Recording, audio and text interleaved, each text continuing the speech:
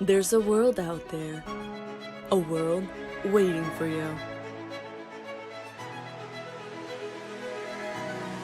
Waiting to be explored.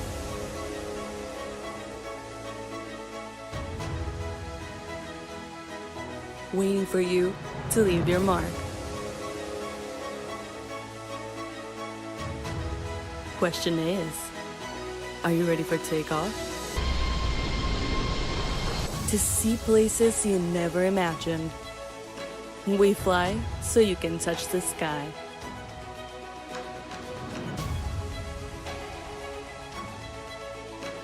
Captain Flako invites you to sit back, relax, and enjoy the views as we take the skies.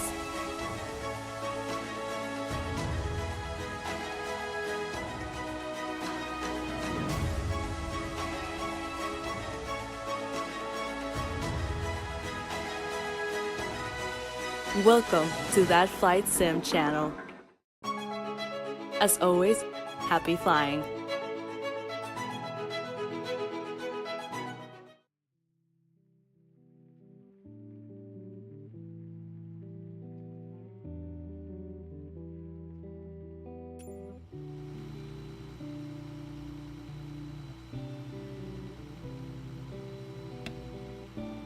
What's going on, fellow simmers, watchers, and loyal followers of that Flight Sim channel? Captain Gonzo coming to you yet for another live here tonight.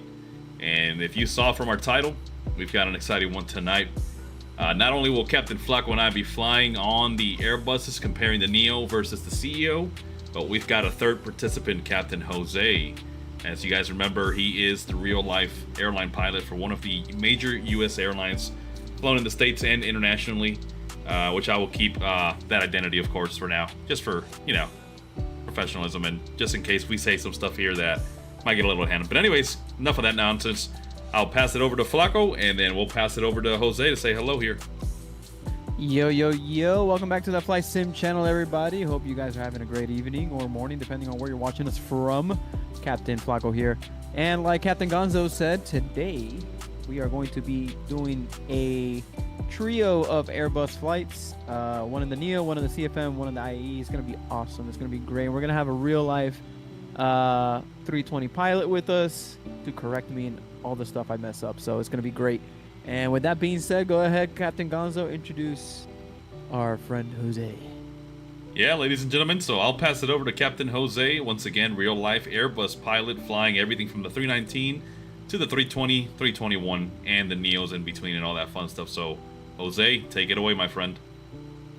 Absolutely, a pleasure to be back with you guys tonight. And hello, everybody. Hope you enjoyed tonight's live stream with the Airbus. Any kind of questions, feel free to ask them. We'll try to answer them as best as we can.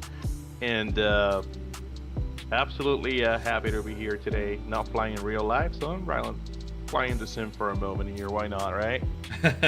That's right. Yeah, man. Hey, at least you can sit there, have a beer or 2 or 10, and nobody will bat an eye, man. And you won't have any law enforcement waiting for you when you land. That is true. Other than the wife. Amen. Luckily she's working, so she's somewhere. I think she's in Wilmington, and she'll be flying back to Miami tomorrow, and then a Key West turn. Nice. Nice. All right, boys. Well, I'm going to go ahead and begin setting up my EFB and my McDo and all the fun stuff. So, Oh, yeah. Yeah, just get straight to it.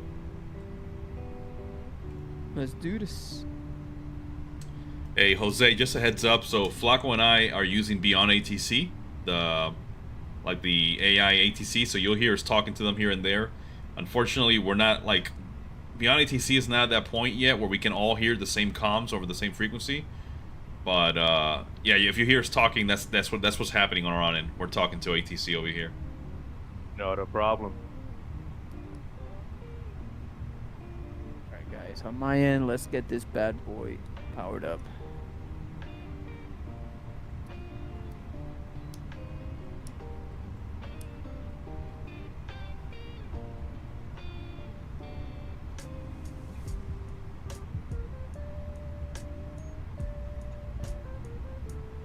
There we go. I've got the APU firing up.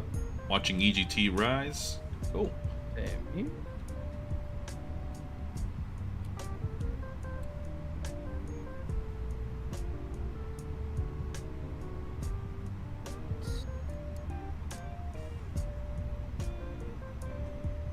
And I don't think if we mentioned it, but we are be flying from tonight's flight. I don't remember if you mentioned it, Gonzo, but tonight's flight is going to be from Harrisburg to Chicago O'Hare, so it's going to be a pretty fun one. Oh yeah. Yes, sir. Thank you for actually, stepping in with that, because I completely forgot to mention our route and our plan for tonight. But yeah, you guys might have heard Flako earlier, so we have 3 variants of the Airbus 320 family here today. Of course, the Neo with those LEAP engines, and we've got myself with the IAE config on the JetBlue colors, and we've got Jose over there flying with the CFM config under the American Airlines colors. So it should be pretty fun. We all have about similar fuel loads, similar payloads. So once again, we're going to see how these aircraft compare once we're airborne and on our way up to Chicago. That's right.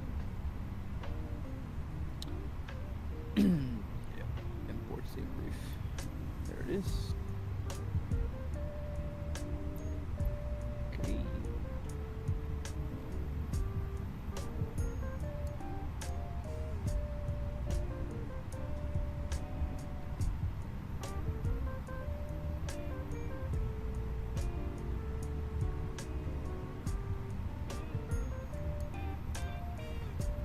Alright, I'm going to check my flight number. I think I'm JetBlue 158. That sounds about right.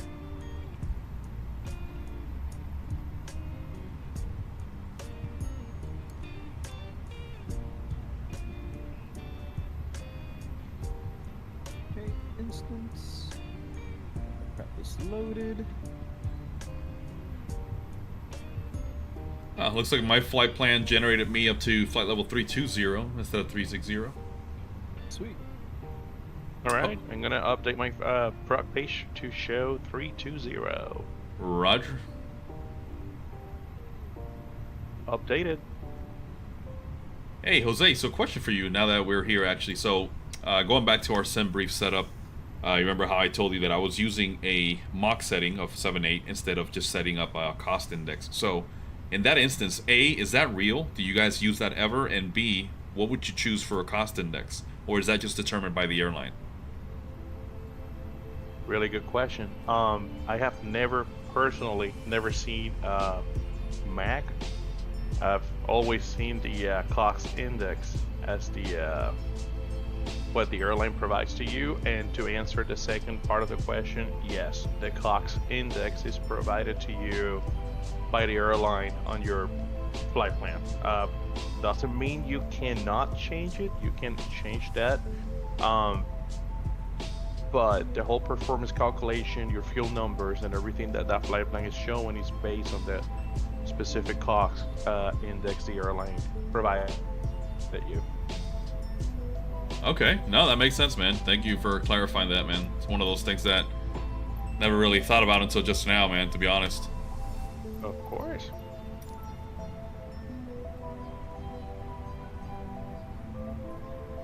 And for those of you watching on my end, we are, of course, using GSX Pro, so you can see passengers walking in and actually sitting down on the seats there. It's pretty awesome.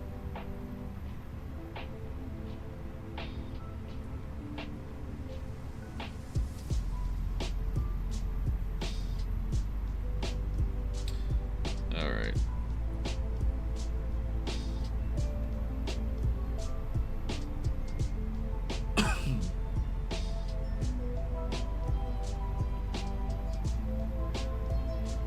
So here we go. We are checking our AOC messages. Giving us a load sheet preliminary for JetBlue 158. I'm just gonna go through, check my values, make sure everything looks good.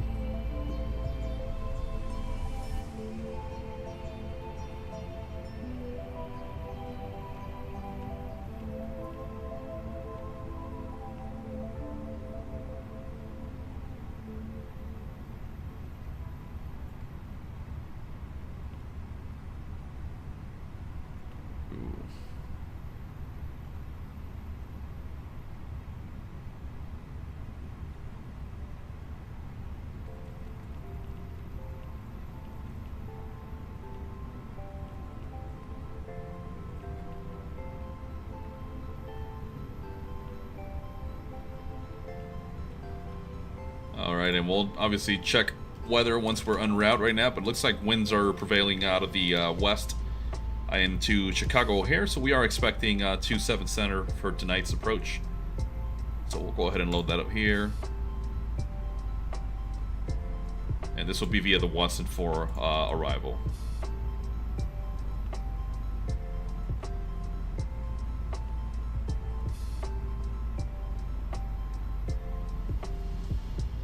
Yo, mic check. Do you guys hear me? Do you guys read me? Yes, sir. Now we do. Oh, something happened.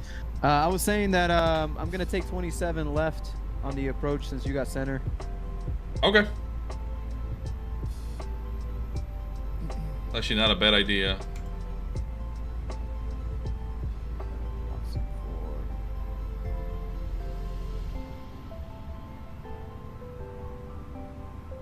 Alright, so we're looking up Watson 4 right now. Let's go ahead and look at our transitions inbound.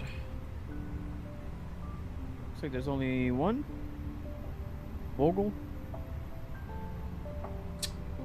Oh, you're looking at your actual ILS? Mm-hmm. I'm looking at the star on the Watson.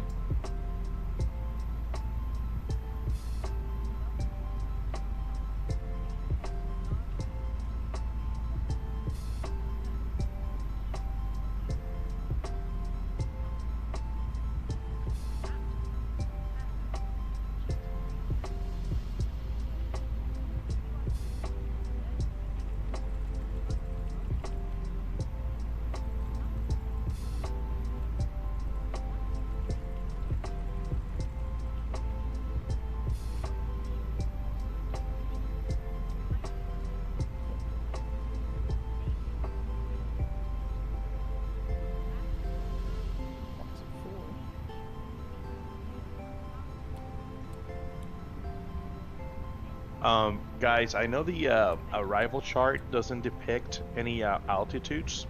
I don't know if you want to make it super ultra realistic. In real life, there's usually 2 altitudes that Chicago Center likes to give the airline jets coming down on the Watson. Again, they're not depicted. They happen very often. The first one that you usually get, and this is just planning purposes, it helps to kind of knowing if you're gonna be too high, too low. Watson, usually they like you to cross it at 250. Copy that. Yeah, I'm gonna add it to mine.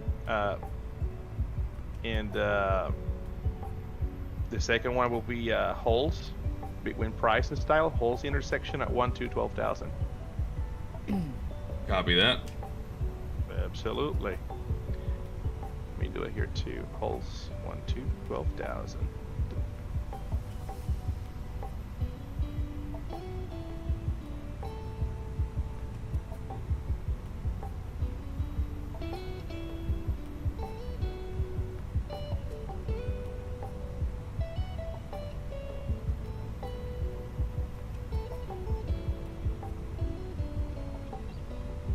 Huh, still waiting for my IRS to align. That's interesting.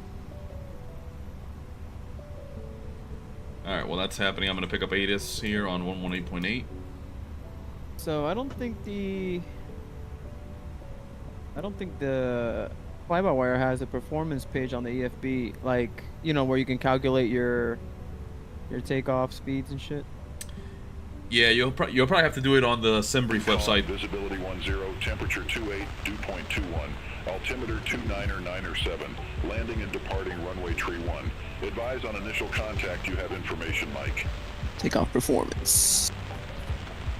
Harrisburg Airport Thanks. information, Mike. Runway 31. 1054 Zulu.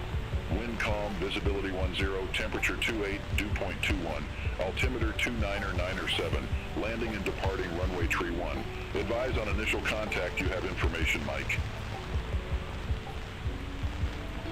Harrisburg Airport information, Mike. 1054 Zulu.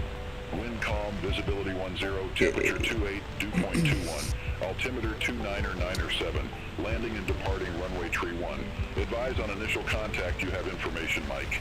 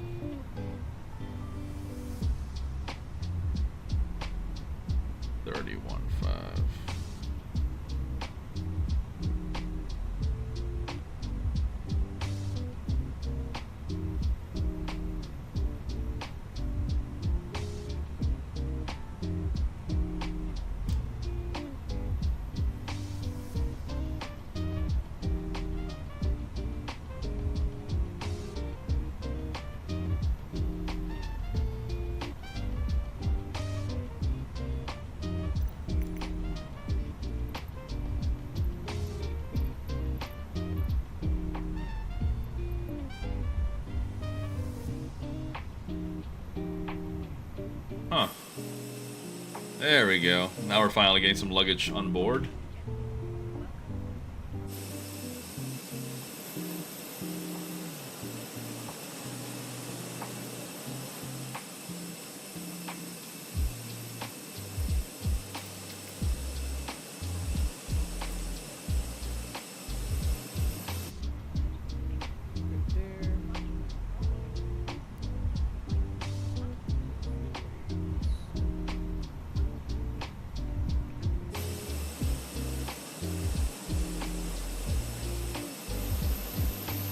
Well, I've got my ramp workers just standing right in front of the cargo, the forward and aft cargo doors, just doing nothing. Try this again.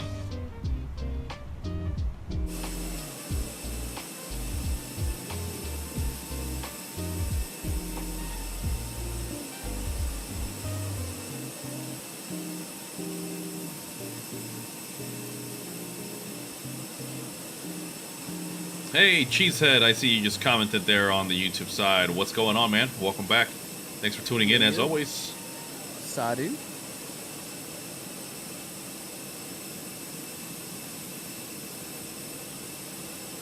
Alright, guys, so yeah, if you're watching my side, you're clearly seeing GSX. Guys are sitting there, bags are ready to be loaded, and they're not doing anything. So you know what? I might have to be leaving tonight without people's luggage. Alright, let me do some quick maths.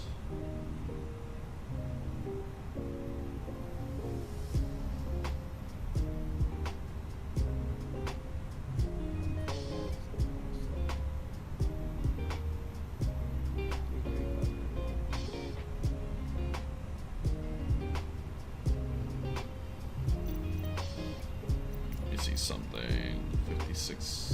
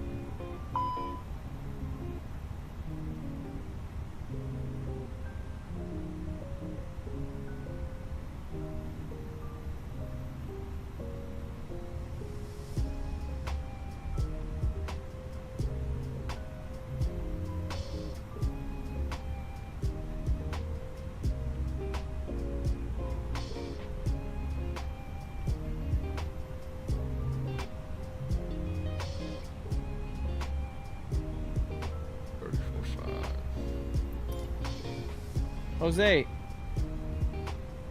do you read, Captain Jose? Go ahead. Okay, this is something that I've always messed up. On the Fenix, it does it automatically because it sends the fuel and all that into the McDo, but on this one you have to do it on the FlyByWire, you have to do it yourself. So I found the block fuel on my OFP, but how do I find the zero fuel weight and the zero fuel weight CG? All right, if you're... Or how do I translate it? Because I see the zero fuel weight, the estimated zero fuel weight here of 133,591. All right, so 133.5. Very Okay. good. And your zero fuel weight CG. You said what you're using? What the Fenix or The Neo. the Neo? So you don't have. All right. Give me 1 second. I'm pretty sure that you can find that on your Steam Brief, but let me take a look at the actual flight plan. Here we are. All right, I have the flight plan PDF. Nope, doesn't have it. That's great.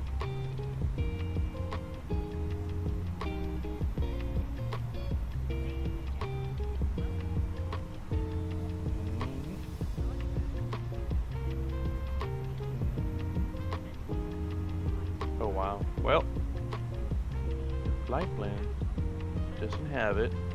But I do have in here on the takeoff and landing report.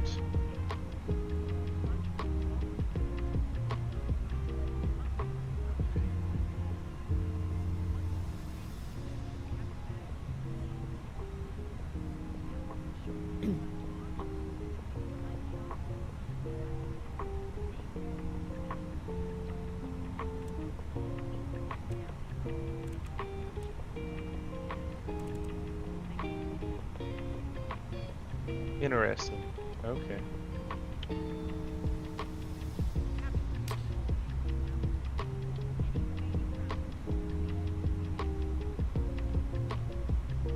Yeah, quite honestly, Captain Flako can't see that. I thought it will be on the takeoff calculation that we have from the PDF version of the flight plan, and it's not showing me that number. I do have on the, actually, you know what? Your fuel weight. Oh yeah, so they do have a page that shows a CG, but it's showing on my side only 4 dots, so it's not giving me a number for the center of gravity. So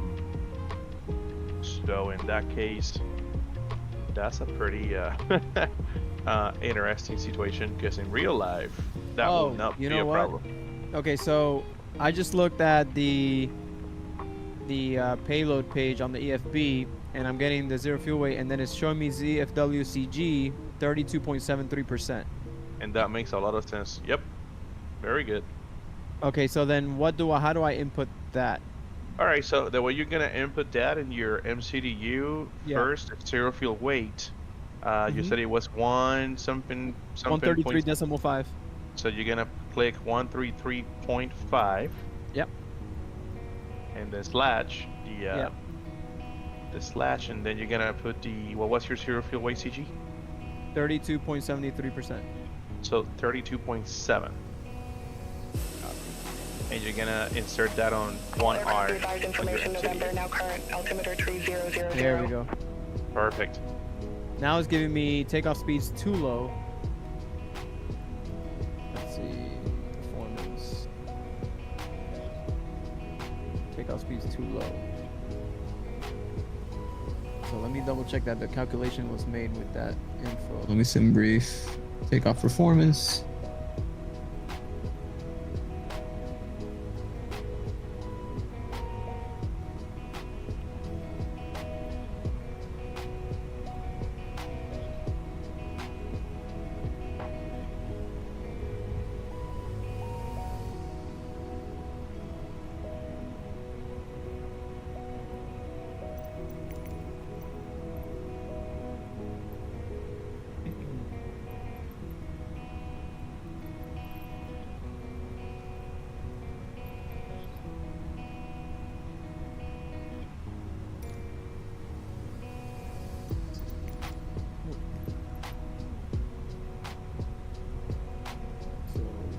Takeoff weight is going to be 146,930.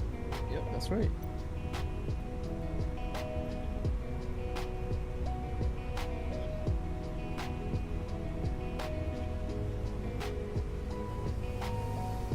Okay.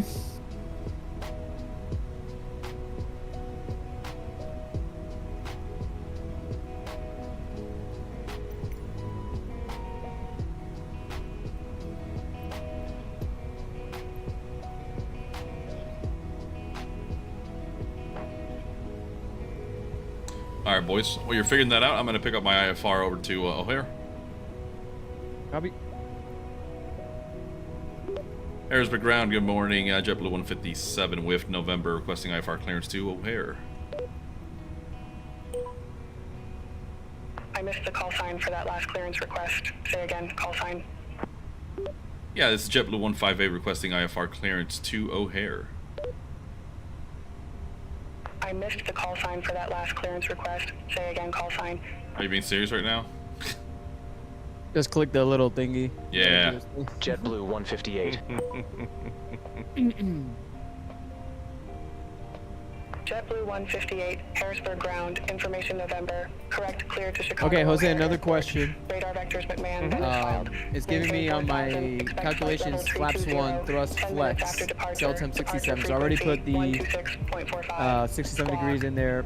So how do I 5546. input the flaps 1 slash, you know, what do I put after Clear the to slash? Chicago O'Hare Airport. It will be Radar either vectors up McMahon, or Venice DN filed. for down Maintain in the 4000. STAP trim Expect flight level in decimal 320, value. 10 minutes after departure. So in like, for Departure example, in my frequency first page, I have right 126.45. now Squawk 1 5546, JetBlue slash 158. up 0.2. So you will pretty much type Correct. Call me back when ready for pushback or engine 1 slash and then either up or DN Delta November and point whatever is the STAP trim setting for takeoff based on your takeoff calculation.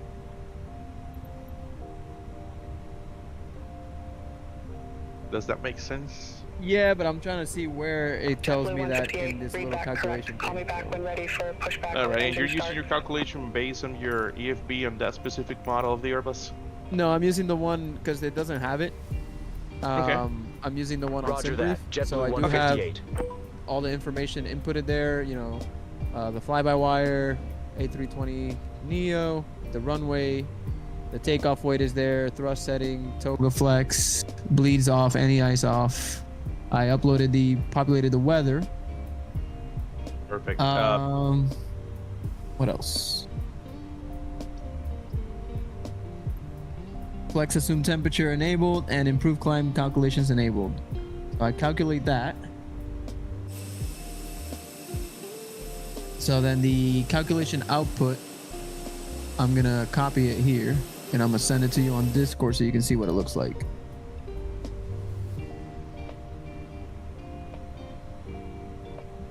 So wait, Flako, you're trying to figure out where you would type that in? No, I know where to type it in. I just don't know what. I know it's flaps 1, but I don't know if it's down or in what degree or up, you know?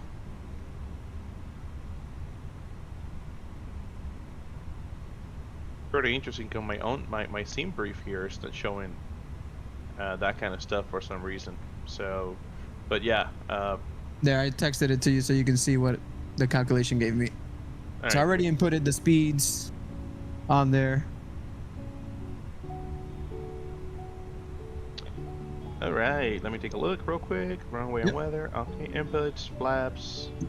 All right, so I see here flaps 1, flexing at 67.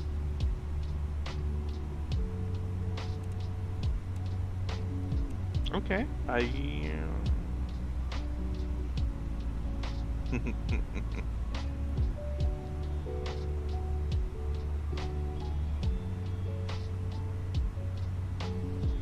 yeah, I don't see the STAP trim here for you.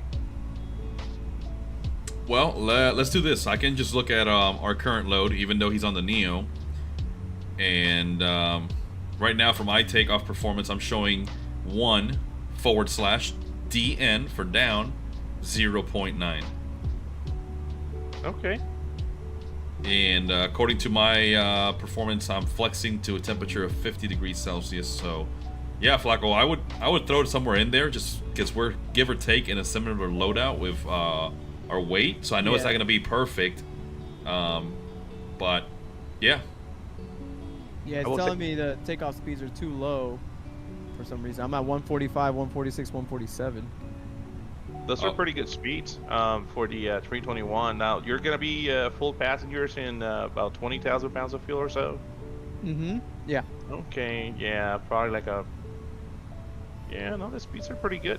The other thing about the STAP trim, you can just do 1/up or down 0.0 in the Airbus, and some of the Airbus purists might not agree with me, but on the Airbus, anytime that the STAP trim here is inside that green band, you're still good to go. You know what I'm saying?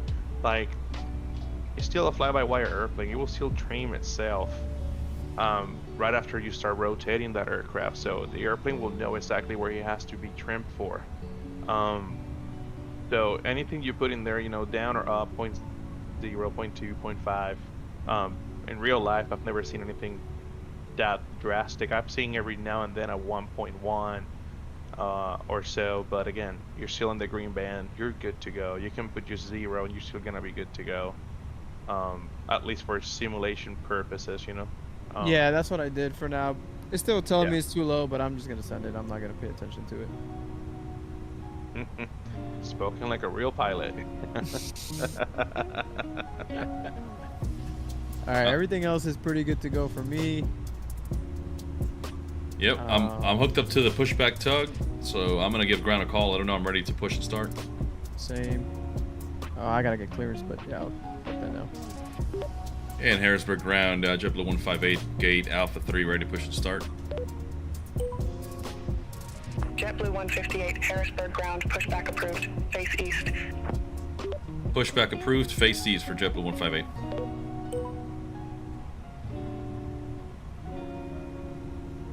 Alright, boys, commencing push. Copy.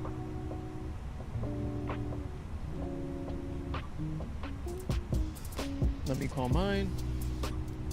There you are. Push it real good.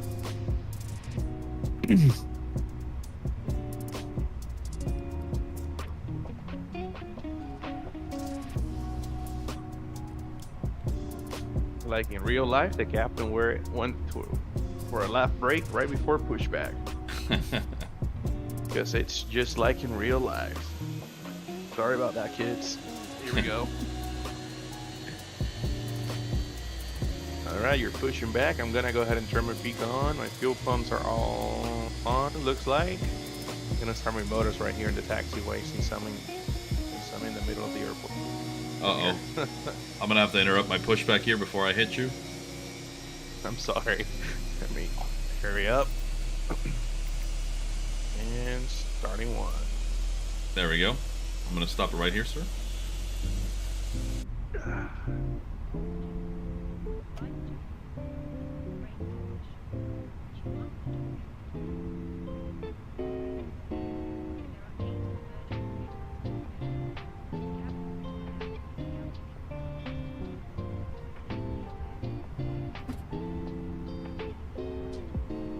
Alright, Gen 1 is online, firing up 2.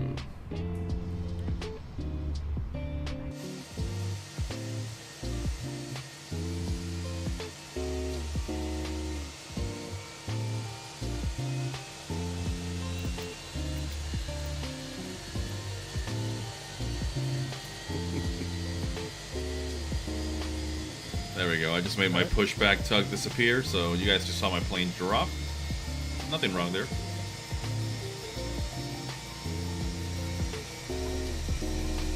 All right, pushing back. Here we go. Roger.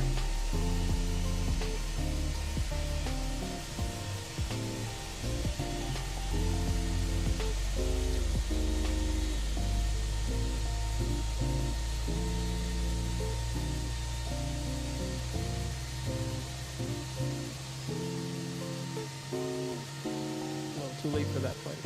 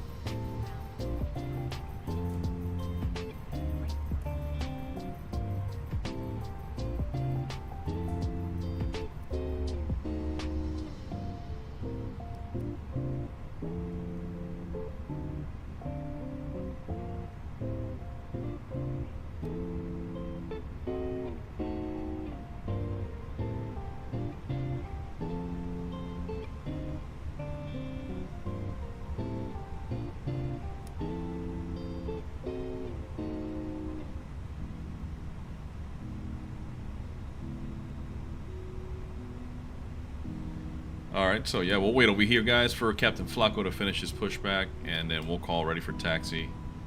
And just an FYI, guys, this is one of Flight Simulator's servers issues. You can see he's showing some Russian airline, Smart Avia. Never even heard of it. Pretty cool looking, but he is actually in Frontier Airlines colors, so I don't know what's going on there, man. So we'll have to work with it. I see Jose in United. Interesting. That's awesome. I actually don't see Jose anymore. Oh, actually, wait. Sorry, that could be my AI traffic. I'll be right there. I'm in pause right now for a second. Oh, that's why I see floating passengers. Oh, that is creepy.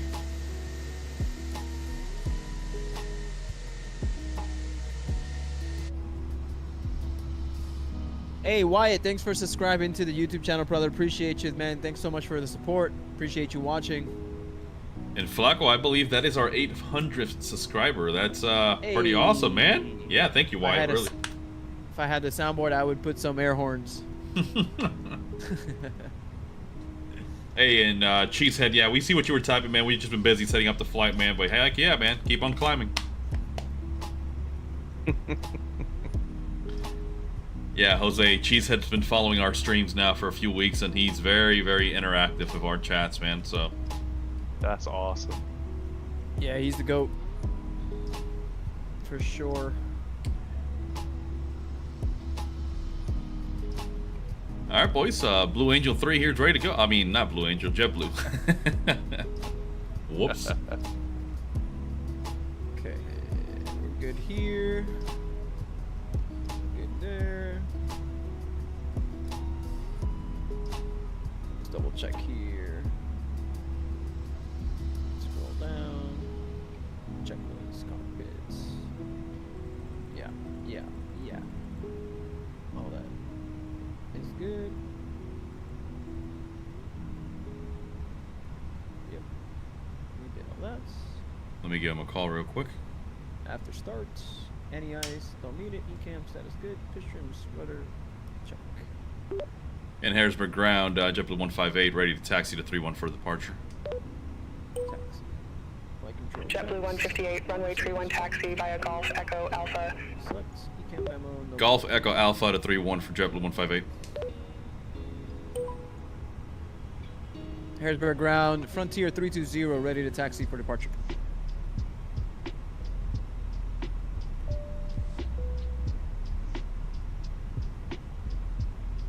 Taxi via Golf Echo Alpha for runway 31, Frontier 320.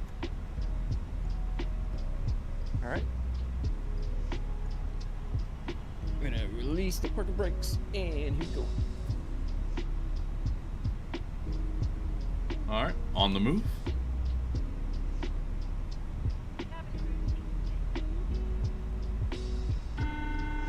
There's the cabin call. You guys. Roger that. The cabin is now secure for takeoff. Yeah, this scenery is nice. I like it.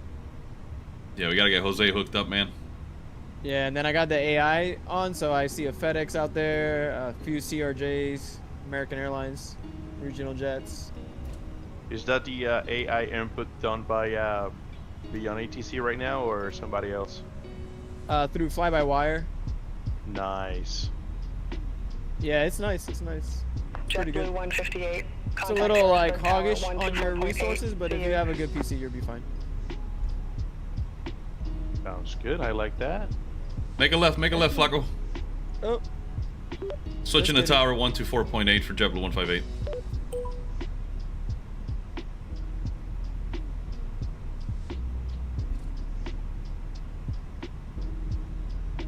I gotta switch my controller profile real quick because this thing keeps resetting my view.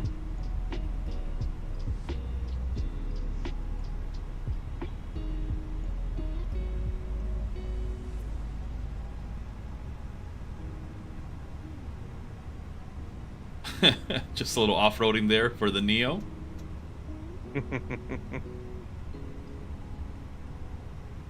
There we go. No biggie, like Captain Gonzo says. Nothing serious. And this looks like a closed taxiway. Interesting. Or just an old closed runway, I'm assuming. I don't know, actually. I see a C-130 there. I don't know if you see it. Yeah, Gonzo? there's two static Air National Guard 130s there sitting. Pretty cool. Yeah, Jose, remind me, man. I gotta get you a list of all the sceneries that we've got, so that we can get you squared up and you know which ones to get. And yeah, man, it really enhances obviously the immersion of the airport and all that. And you do this for a living, so you could probably be a good judge of character of how well these developers come up with sceneries. I will very much like that. Absolutely. Contact tower 124.8, Frontier 320. Thank you.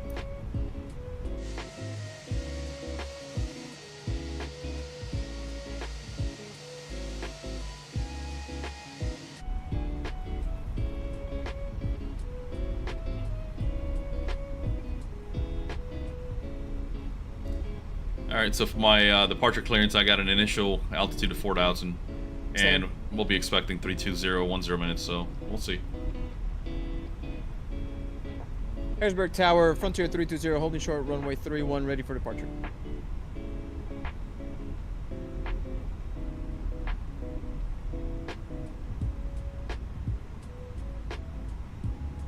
Clear for takeoff, winds calm, fly heading 310, runway 31, Frontier flight 320.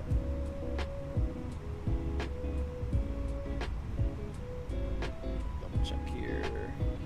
Jose, I'm gonna disappear for just a second while I reset my controls. Good.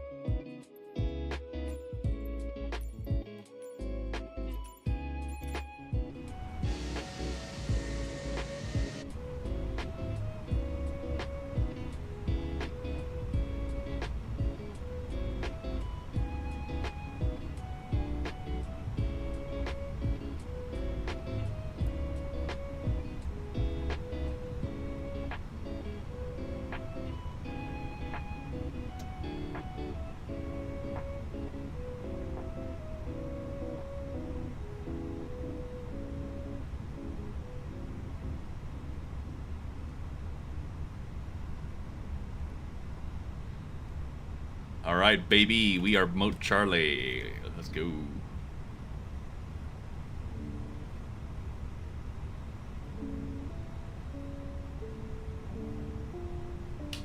Okay, I think we're good to go. Roger.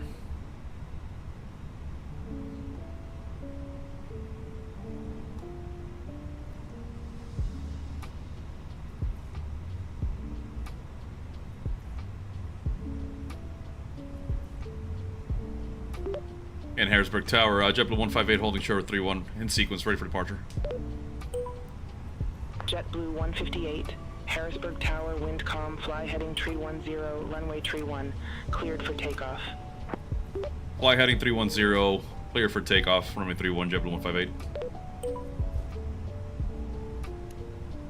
Alright boys, we'll make this a expedited departure right behind Flako. Try to keep up. Oh, didn't realize he's still on the runway. Here we go.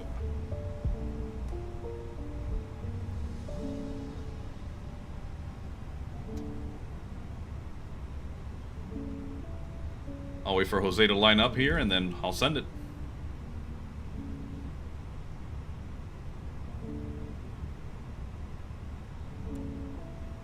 Alright, there goes Captain Flako.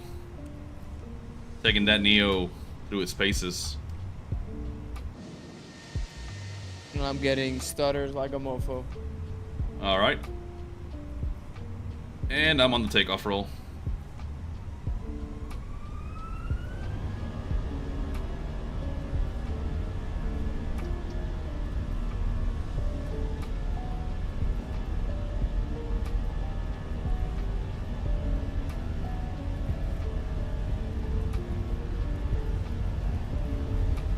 Contact Harrisburg departure, Frontier 320.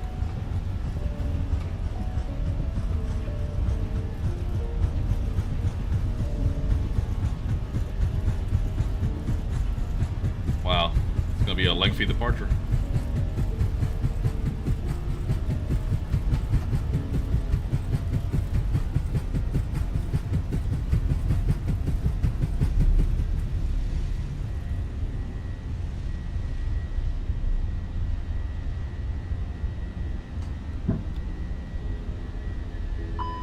Climb and maintain flight level 190, Frontier 320. JetBlue 158, contact Harrisburg. Turn right, departure, heading take care. 320. Such another departure for JetBlue 158. See ya.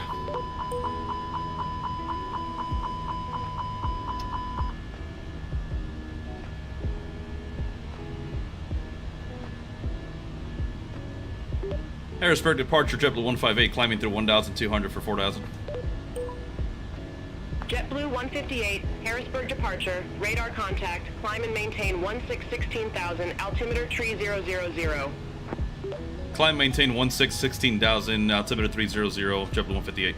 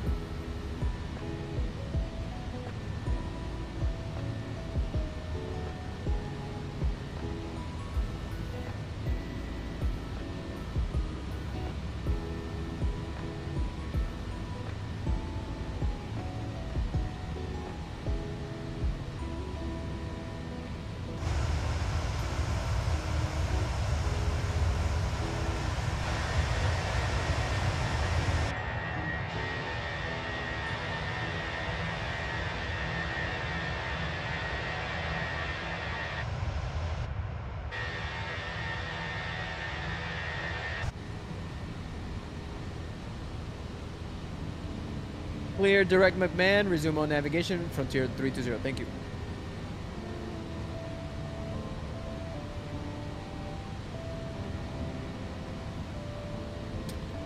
How you looking back there, Jose? I believe I see some lights. Let me see. Roger. Oh yeah, I do see some lights. Pretty far away, but I see them.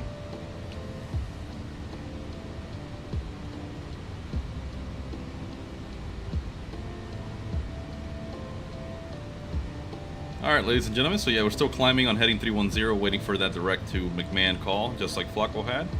We should be getting here shortly.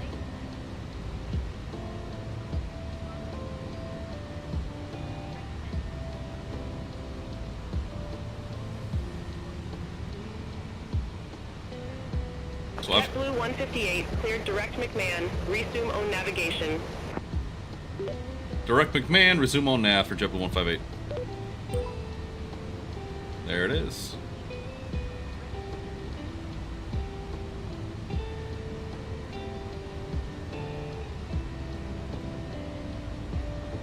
So yeah, Jose, so Beyond ATC is still working on implementing that traffic injector, but pretty soon, once we get it available, you'll have traffic being controlled all by Beyond ATC, and it'll have you being able to interact with it too, so it'll be pretty awesome, man. That is sweet. Now, we gotta figure out how we can get it to work while we're on the same frequency so we can hear each other and hear the same calls. Yeah, if not, we'll just have to join VATSIM one night and just do some real world or lifelike communications with somebody.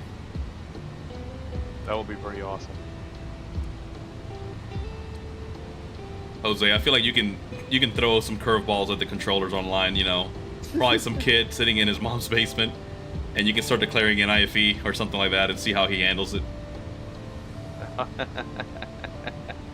I can absolutely come up with some funny stuff to do. I'm going to maintain flight level 380, Frontier 320. Thank you.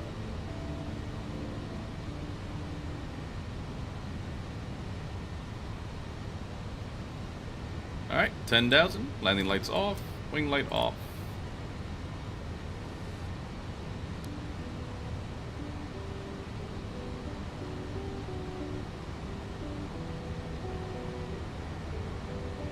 Checking out my passengers back there. Full flight.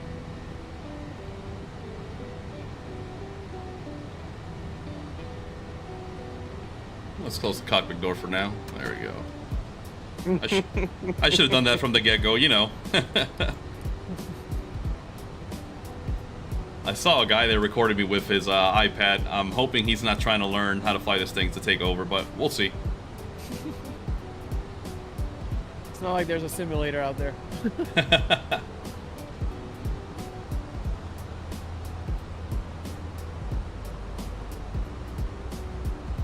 All right, we are climbing.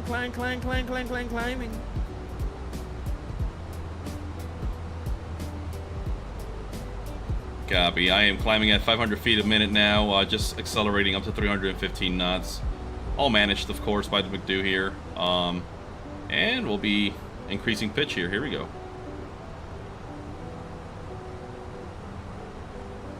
Oh, dude, look to your left. Look at those mountains. Oh, yeah, that's beautiful. Didn't even know that existed. That's pretty cool.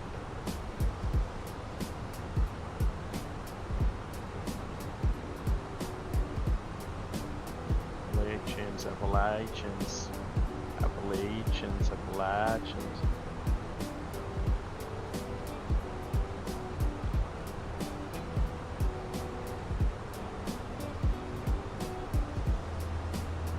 Alright, let's check out the VFR map, see where everybody's at.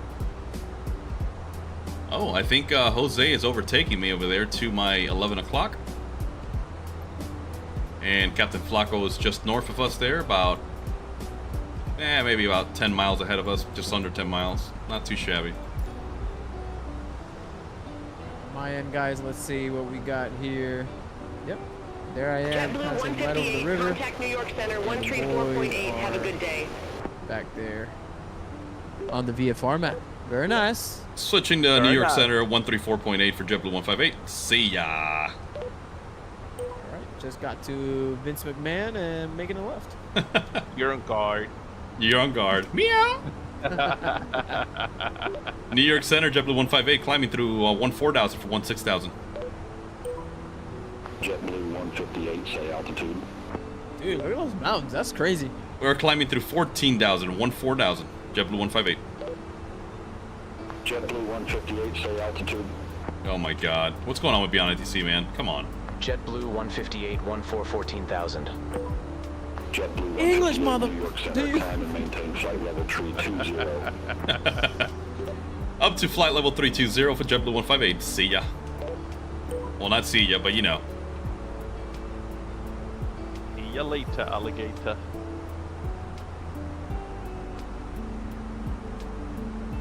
We got Mr. Blue Sky in the chat. What's up, boys? What's going on?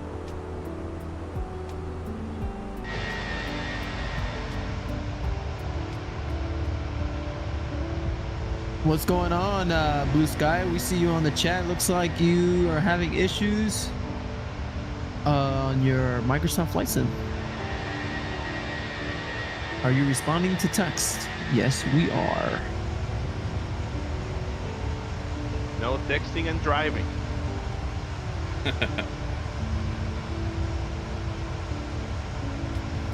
Transition. Standard. Oh, there is Captain Jose just ahead of us, 12 o'clock. Just about 1,000 feet above us. We are in hot pursuit, baby. Traffic. Yeah, those CFM engines definitely have some more power, huh? I do enjoy flying them in real life more than anything, but when I get on the Neo, those Leap 1 engines are outstanding to fly. That's awesome, man. The Leap 1A, and the A stands for the Airbus, and the Leap 1B is the same motor, but for Boeing 737 Maxes.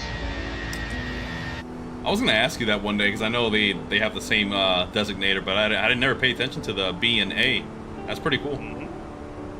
I have another one for you. So you know the 737 800s or the 737 NGs? Yep, CFM 56s. Okay, so you know what the NG stands for? Next generation? Absolutely incorrect. 737, not good. Or no good. Spoken like a true Airbus pilot, huh? It's like we changed the say now. It used to be if it's Boeing, I'm going, or if ain't Boeing, ain't going. Now it's if it's Boeing, I ain't going. I'm not gonna go if it's Boeing. That's just for the 737 MAX. The rest, I'm okay with. But I've never really been a 737 fanboy. 75, 76, 777, 78s, 74s, absolutely gorgeous, magnificent machines. 737, I mean, still beautiful, but no, I'm okay. I pass. Man, I can't wait for, what is it, Blue Sky or Bluebird Simulations? They're developing the 757. They are claiming, and I can't wait for Jose to check it out with us, that this is the most realistic simulation of a 757 ever created. So, once that releases, guys, you can better believe that Flako, myself, and Jose will be jumping on that beautiful workhorse of a Boeing airplane. And we're going to let Jose just shred it to pieces and tell us what's right, what's wrong, or he's going to tell us, you know what, guys, this is pretty good. So definitely look forward to that, man. Absolutely. All right, gents. So I am going to step away for just a minute. I have to use the lav, and I'm going to go fight some passengers right now to get priority access. So I'll be right back. Hey, Blue Sky, like, for myself, I use Steam for Microsoft Flight Simulator. Captain Gonzo bought it through the Microsoft store, so I'm not sure how he starts his up. Mine starts up through Steam, man.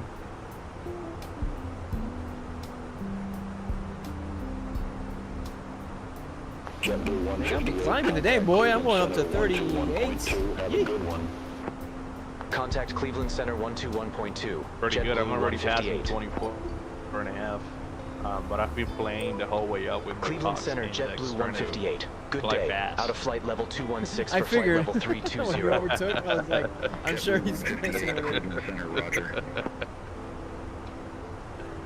That's funny.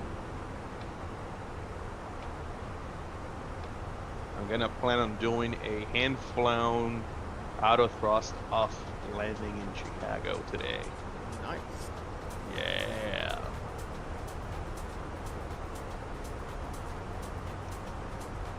Let's see, runway 27 is what we're gonna be doing today. Centers, left or right, up to you guys. Let me take a look real quick. 27 left, 27 center, 27 right, slightly short for me today. 27 center looks like a good option. I'm probably gonna try to get on 27 left and do medium brakes. Yeah, I set up for 27 left. I think I'm gonna do 27 left as well. All right, boys, I'm back, and I heard everything you guys were saying. I took my headset with me to the lav, and yeah, I'll be taking 27 center. What was I gonna say?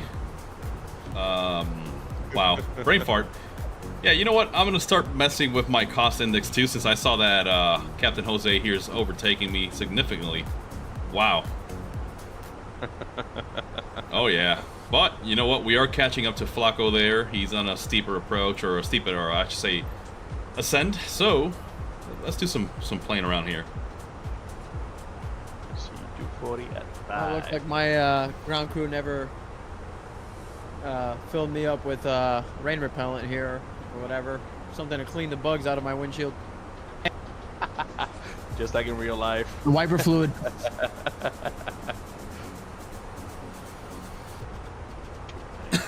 7 for bow there, and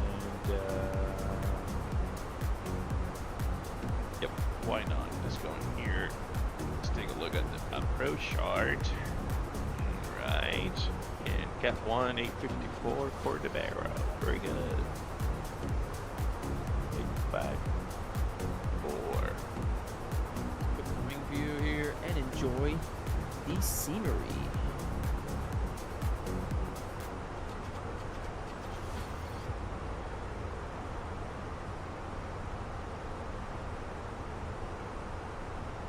JetBlue 158, contact Cleveland Center 128.45. Contact Cleveland Center 128.45, JetBlue 158. Cleveland Center, JetBlue 158. Good day. Climbing flight level 261 for flight level 320. JetBlue 158, Cleveland Center, roger. Hey, Mr. Blue Sky, Captain Gonzo here on the chat. I'm just seeing the messages now. But yeah, like Flako said, he's running it on the Steam version. I am on the Microsoft Store version. All I do is literally click the icon on the desktop, and it fires right up. You can also try creating a custom shortcut to the sim. There's a lot of videos online about that. It's kind of hard to explain through the chat right now or through the live. But yeah, just look up how to create a custom shortcut for Flight Sim and try that, man. And if not, if that all fails, try a fresh reinstall, man. We've had to do it a few times here, myself, Captain Flako as well. Sometimes that's all it takes, man. So try it out. Let us know if that works, man.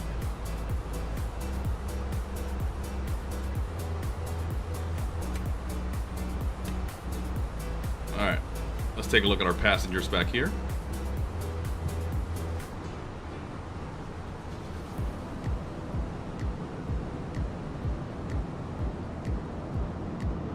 Oh, we got some angry faces in here tonight, boys. If you guys check out on my live stream, I've got the passengers enabled for GSX, and they are literally sitting down. Pretty cool, though. It definitely adds a level of immersion to the sim, but... Oh, that guy does not look friendly. Whoa.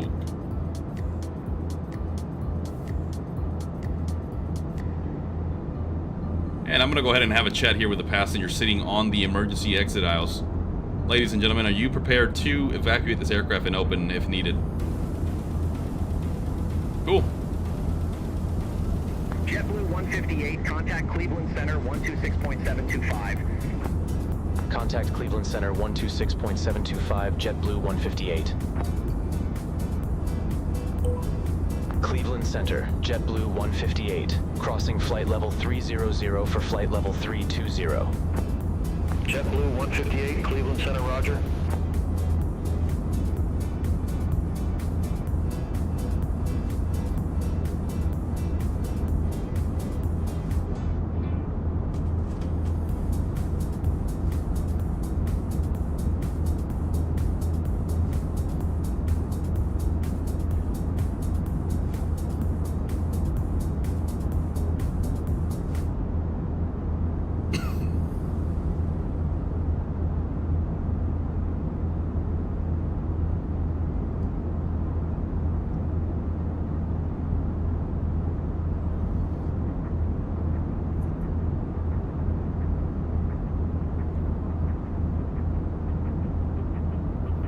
Alright, let's take it back to the cockpit.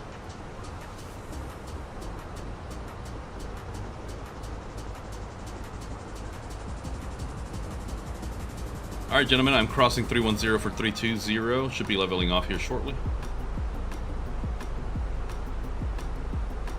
And I'm seeing some headwinds out of 297 for 32.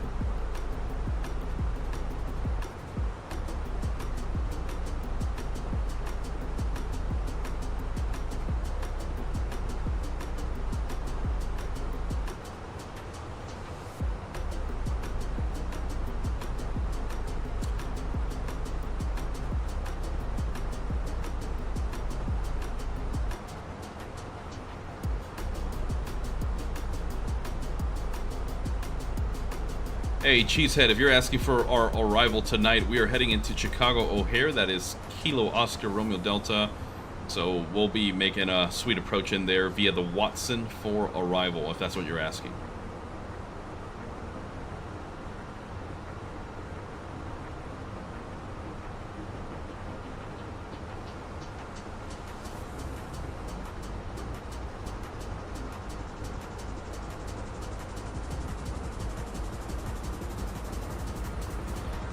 Yeah, Microsoft Flight Sim is on Steam.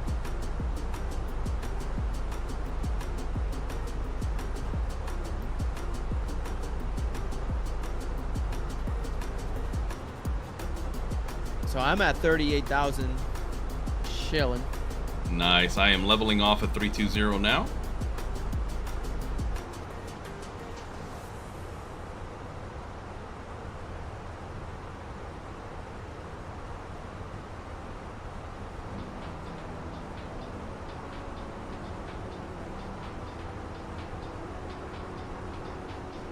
Nice, 32. Captain Flako, what is your cruise speed currently? What are you showing? Max 7.2, Max 7.4? I am showing max 779. 7.79. And Captain Gonzo, what are you showing? I am increasing right now to cruise at Mach 0.79. I'm currently at 7.0, so I had an expedited climb there.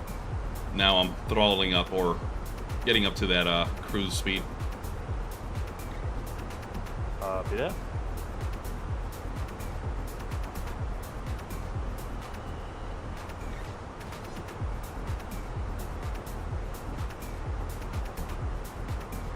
I'm actually going to set it to Mach 0.81 just to catch up to you guys a bit. Copy. That expedited climb did not help my speed at all, of course.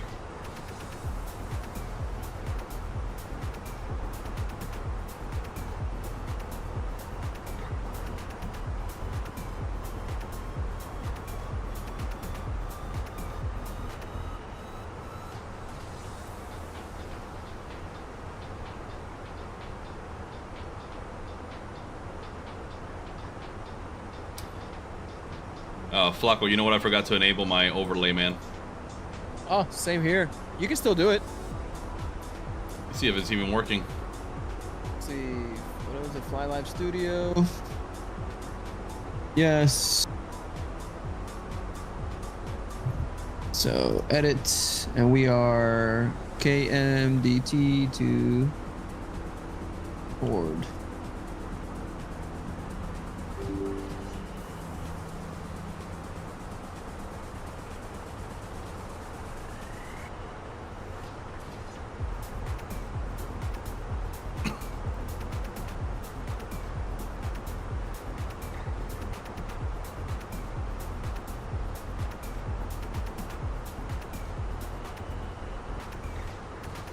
Okay, overlay.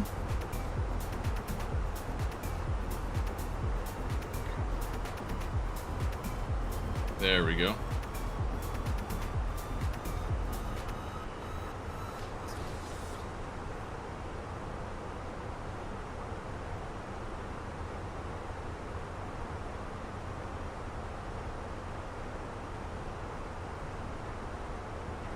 Yeah, it's working. Sweet.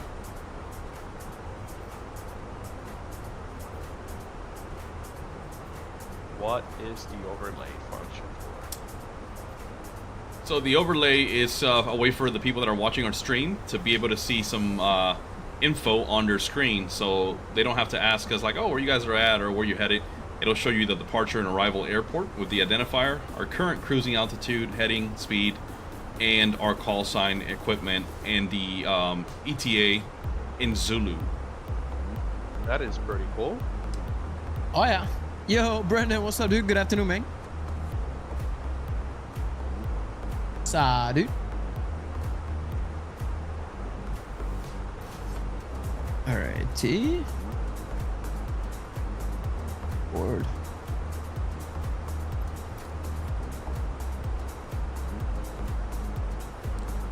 Alright, gents, I am stable here on cruise power at 8.1 Mach. Ground speed of 450.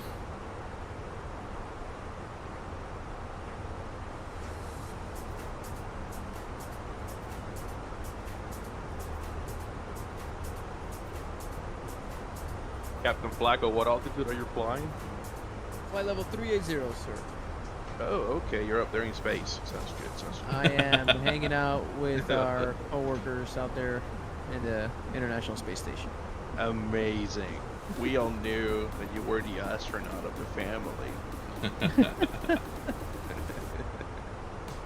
Yeah, I can see you up there right now. 158, contact Cleveland Center 13 4.475.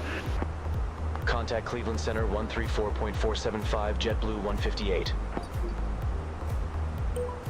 Cleveland Center, JetBlue 158, flight level 320.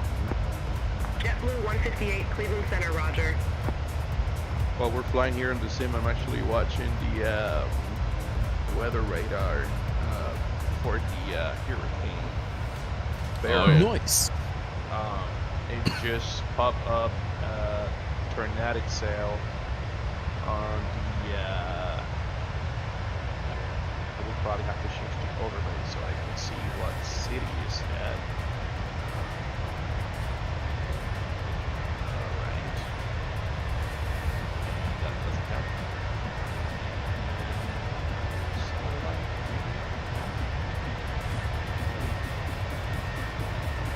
Alright.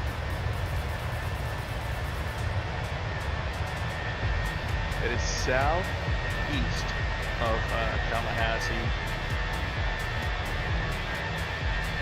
Probably over 80 miles or so. It's a dramatic sail, 40,000 feet, actually 45,000 feet sail.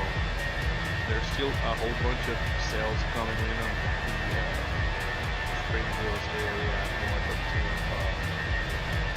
They're all pretty big sails, heavy to extreme precipitation, wind gusts to 185 maybe. So yeah, pretty bad weather on the area. That's always fun. Mm-hmm. Nothing serious. Nothing serious, Captain.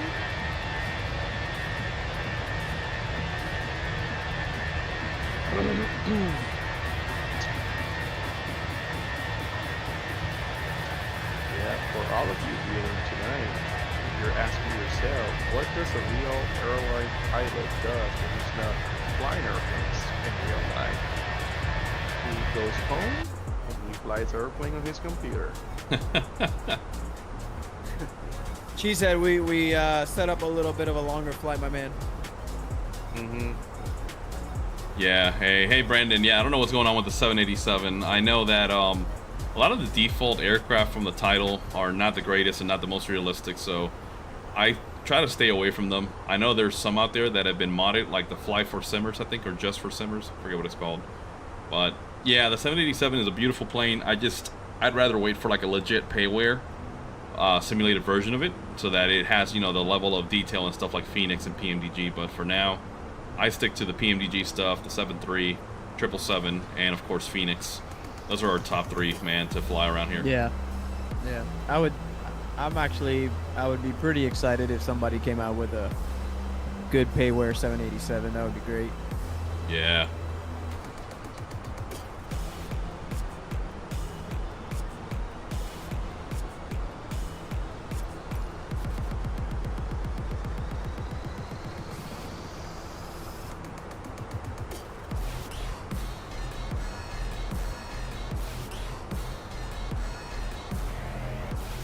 Let's change this music up a little bit. Not liking this song. Flako, so real quick, do you know how to display the flight status so that people can see our distance to go and all that on the overlay? What do you mean, like? Because on the... like, for example, right now on my overlay that the people watching us are watching, they can see everything except the flight distance and the distance to go. They can only see like the ETA and Zulu time. So you want to know if you can add more information? Yes. Not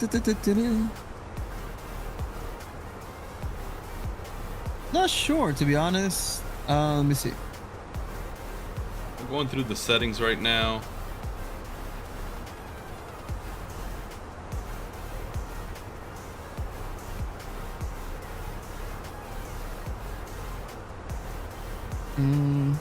Oh, wait, I think I figured it out.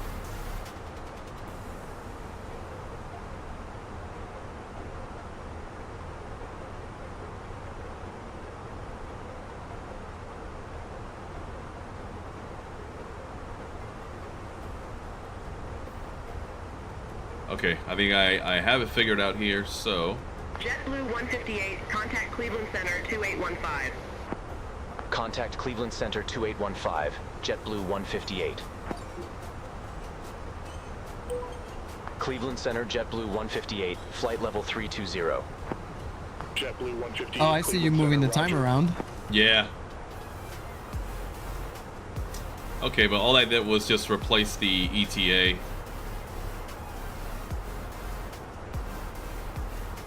But you don't get a... Do you get an ETA timer? Yeah, I'm gonna put it right here. I see your FPS thingy. Yeah.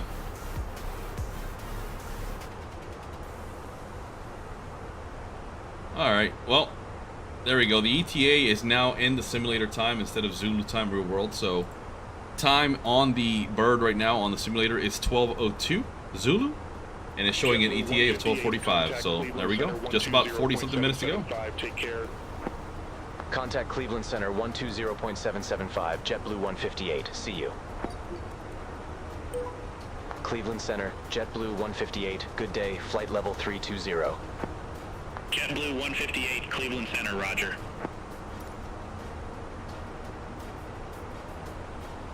Anyone seen the Belgian Grand Prix? Sucks for Russell being disqualified. Oh yeah, dude. Oh yeah, that was we talked about it last week on the stream. It sucks, man, because you know, it's one of those situations that it's outside of the driver's control. I don't know you guys, but that made my day. I was happy when I saw that. Sorry, Russell. Yep, they don't call him Osama bin Russell for nothing.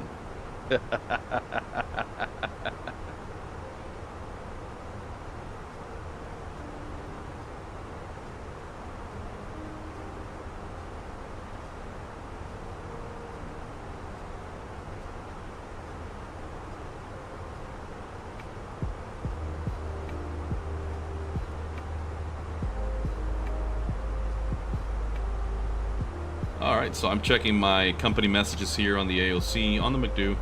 Looks like JetBlue sent me a message.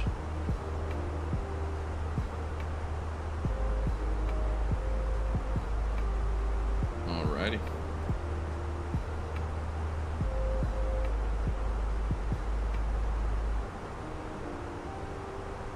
Alright, looks like those headwinds are starting to slow down a little bit. They went from 33 knots that I was reading now to 26 knots, so not great, but better.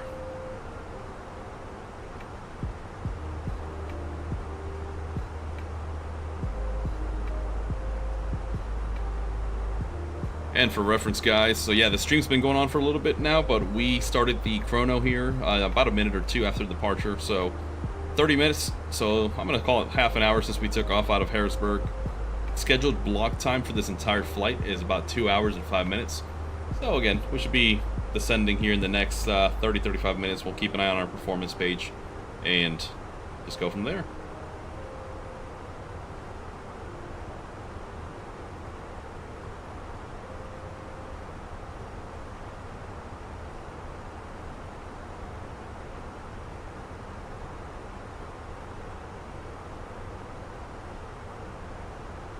Alright, so I am definitely catching up to Jose there, and I see that he is maybe 3-4 miles behind Captain Flako.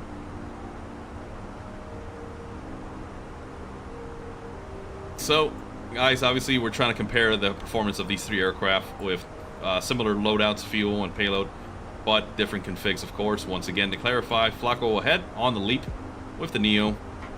Captain Jose there is on the CFM, A320 CO, and I am on the IAE. So I am trying to close the gap there to them, so I'm definitely going to burn a little bit more gas here on the way there. But it's okay. We got to divert. We'll put it in the Great Lakes over there somewhere. We'll do a Captain Sully with JetBlue colors.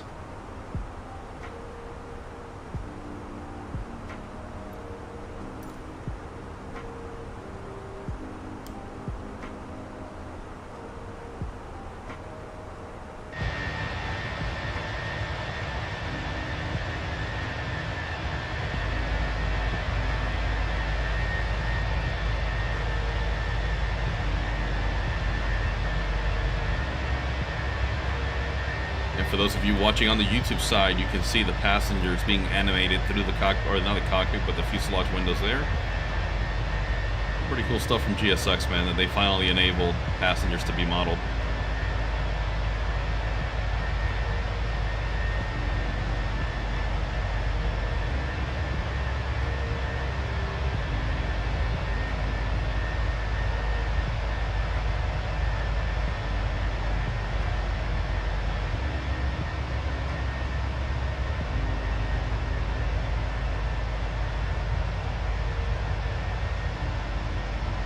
Oh yeah, Brandon. Mark Webber is one of those drivers that many people forget about. He drove for Red Bull, and he was a great driver, man. So seeing him as a manager is going to be wild, man. That's going to be pretty awesome.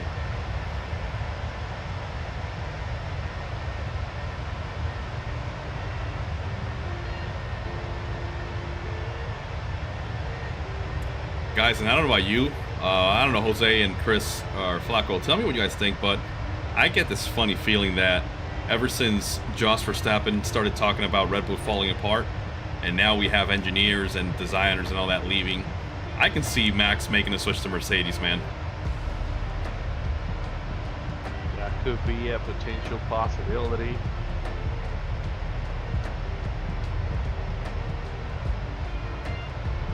JetBlue 158, contact Cleveland Center 134.9er.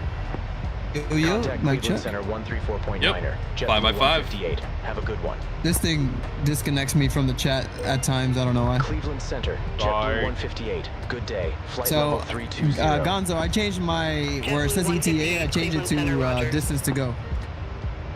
Yeah, I tried changing it as well, but it only showed my ETA time for some reason. Yeah, so if you look on the overlay, scroll down, you'll see one that says DTG. Yeah. And then you can move it up. I just put it on like where it says ETA. The ETA part of it, you have to change like on Photoshop or something and change the wording, because that's like the background or the banner or whatever.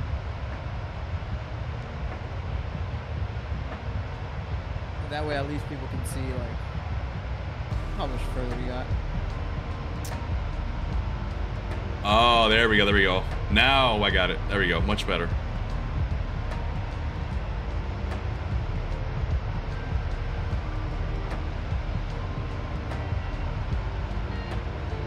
Yep, just like that. Yep. All right, so yeah, guys, you're still gonna see the ETA, but those are the nautical miles and distance to go. So we're still figuring out this overlay. We're relatively new to it, but we figured this could be more of an interactive way for you guys to see where we're at and how we're doing. And yeah, who asked that?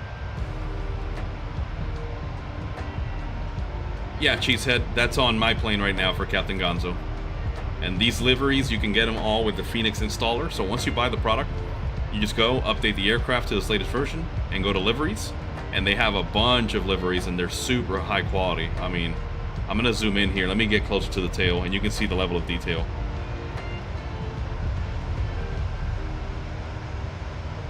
So this isn't some like low fidelity, no, like these are full 8K textures. Look at that, it's beautiful.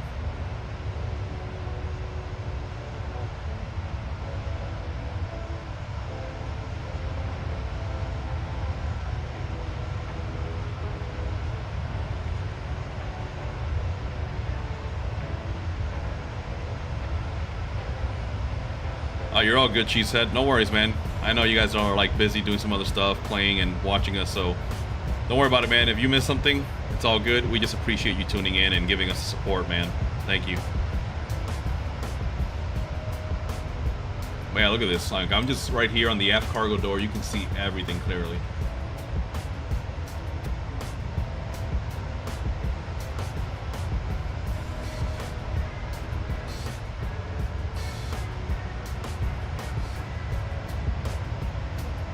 This brings back memories, man. Working the flight line, opening these cargo doors.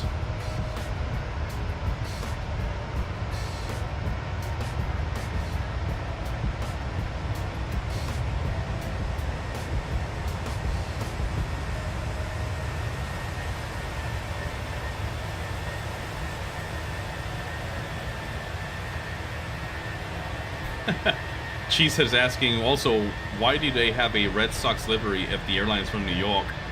I don't know, man. I guess they're trying to appease their rivals, man. You know, New York and Boston, not the greatest of friends from what I hear, especially Yankees, Mets, and Red Sox fans, but I don't know, man. I guess they're just trying to keep everybody happy. Now, I wonder what happens if you board the Red Sox plane wearing a Yankees uniform. I bet you even the pilots would throw some fists. JetBlue 158, contact Cleveland Center 127.9er. See you. Contact Cleveland Center 127.9er. JetBlue 158. Cleveland Center, JetBlue 158, flight level 320.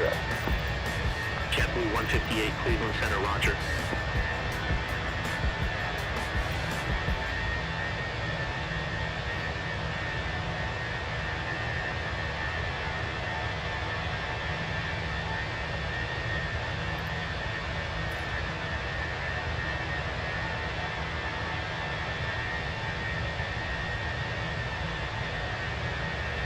All right, Captain Jose and Flako, I am in hot pursuit within 4 to 3.5 nautical miles off your 6 right now.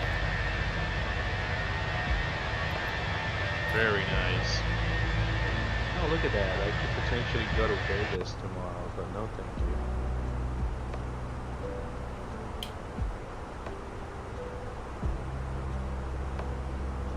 All right, I've got a visual on...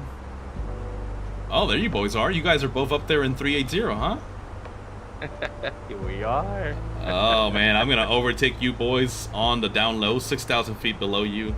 And I'm going to make sure I take priority into O'Hare.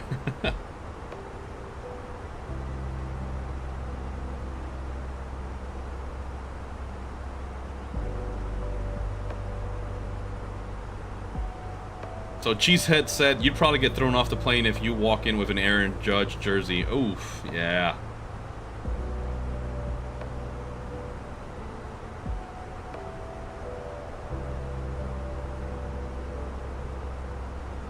Go Gonzo. Come on, Captain Gonzo. Oh, don't worry, buddy. Look, you can see the lights up there. There's Captain Jose, and then just forward of him, 12 o'clock, you can see that little Neo hiding up there in outer space. I think he's trying to go rescue those stranded astronauts up there that Boeing left on the Starliner. Whoops, did I say that out loud?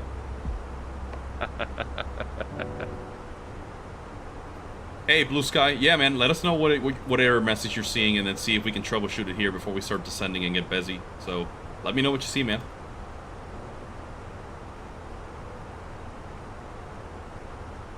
Gentlemen, just out of curiosity, what's your fuel on board right now? I am at 8,700 pounds.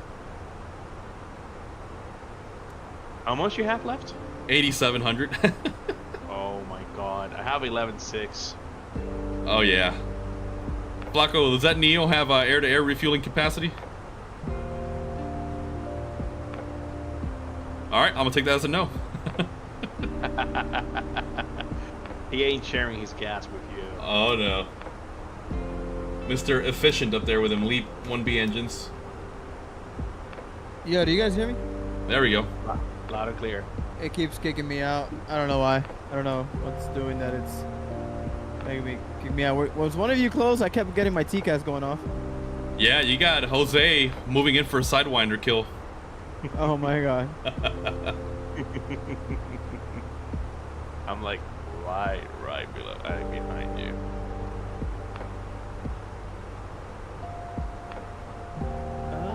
I don't see you.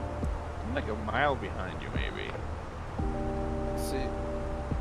Same altitude.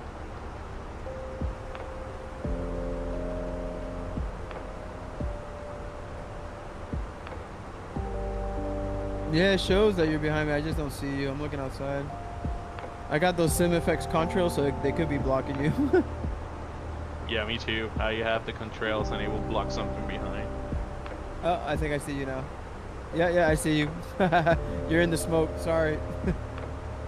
You see me rolling. I like this. I was gonna ask you guys that if you guys had contrails, because at 320 I have 0 right now. Yeah, we do. Alright, well, I don't know if you guys can see me. I am to your 6 o'clock, maybe 2.5, 3 miles behind you, but I will be overtaking you here shortly. Yeah, you won't. Good luck.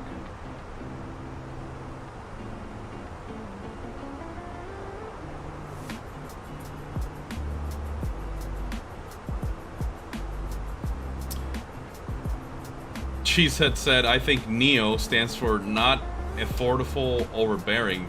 Yeah, that sounds about right, I guess. I believe the proper call for that is new engine option, and Jose can be my verification. That is correct.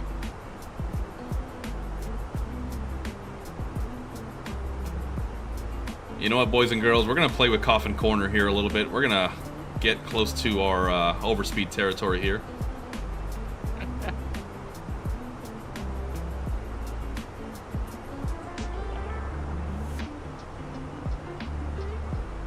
Just cruising.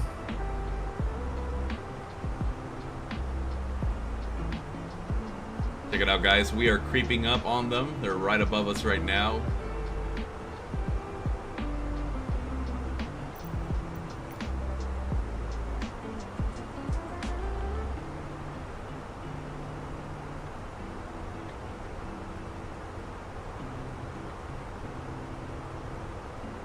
JetBlue 158, contact Cleveland Center 135.1. Contact Cleveland Center 135.1. Blue Sky, I would just try 158. and reset, dude. Like, reinstall the flight Cleveland sim. Center, JetBlue 158. Good day, flight level 320. JetBlue 158, Cleveland Center, roger.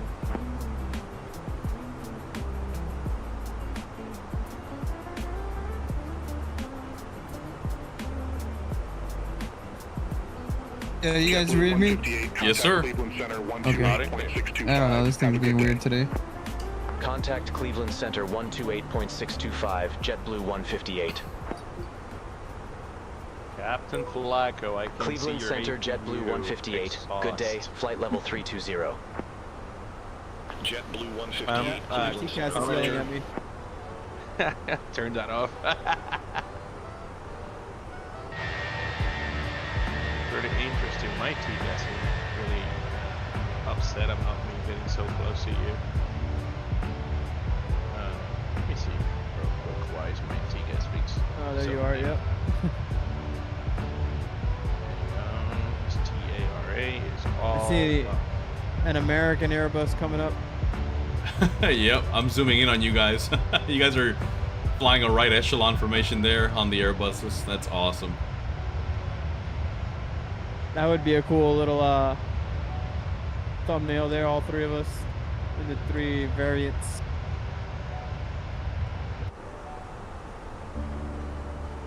Man, I could try climbing up there, but I'm gonna obviously widen that gap again because I'm gonna fall back.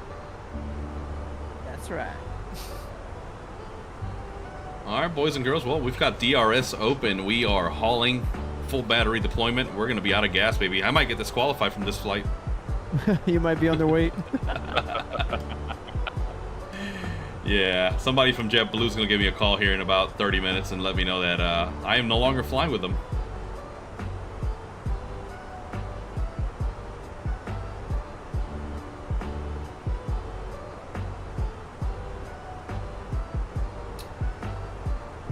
Hey, Blue Sky, that's interesting, man. If your Microsoft Store crashed, there's probably something corrupt, man, somewhere in there, but that's going to be outside of my expertise, man. I have no idea how you would fix that. Maybe try re-downloading the latest version of the Microsoft Store online, update it, reinstall it, and then see if you can start launching everything, because it seems like that's the root cause right there.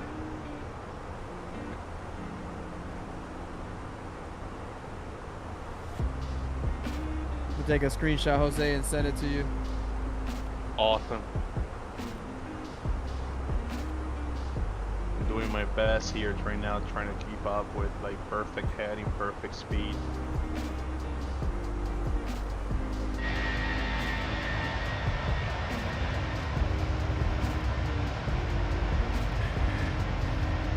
Alrighty, ladies and gentlemen, while these two guys are making some sick formation photos, we are taking the lead.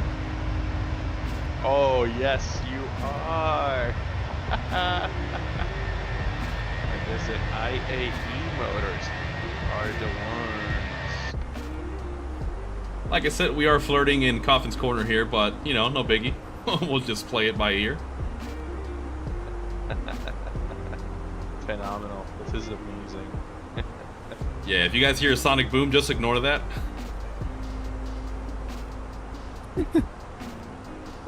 But you might see my wings falling off here shortly, so definitely take a video of that.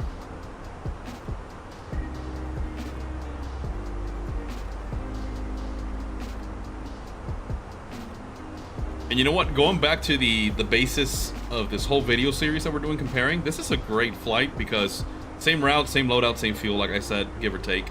But we are managing our aircraft very differently, man. You saw Jose there. He climbed up to flight level 380 and is in hot pursuit next to Flako. And I'm over here just burning gas, man. So we'll see how much fuel we've got on board on our approach, and once we touch down, and see how long it takes us to get there. So it'll be a good contender to put up for the video statistics here later on. But as you guys can see, we are 174 nautical miles away from O'Hare. So we should be there shortly, guys.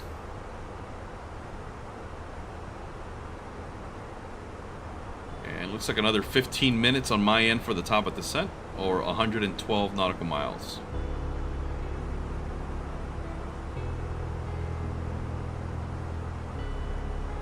A nice little headwind on us too. Yeah, it's been getting better though. Like I said, we started at 33 knots when we were climbing, and now it's kind of stable at 19, 20 knots. So, bordering headwind there from the northwest.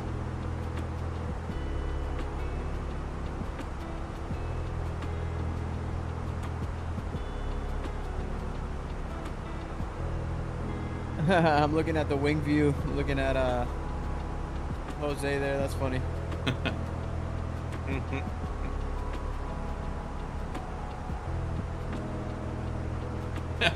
Cheesehead, do I say that a lot? No biggie. Okay, I may say it a lot. I don't even realize that.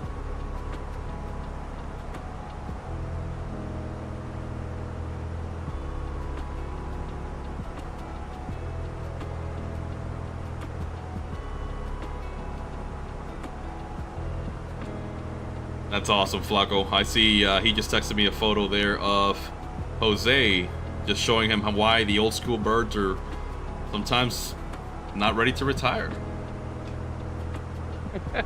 That's true.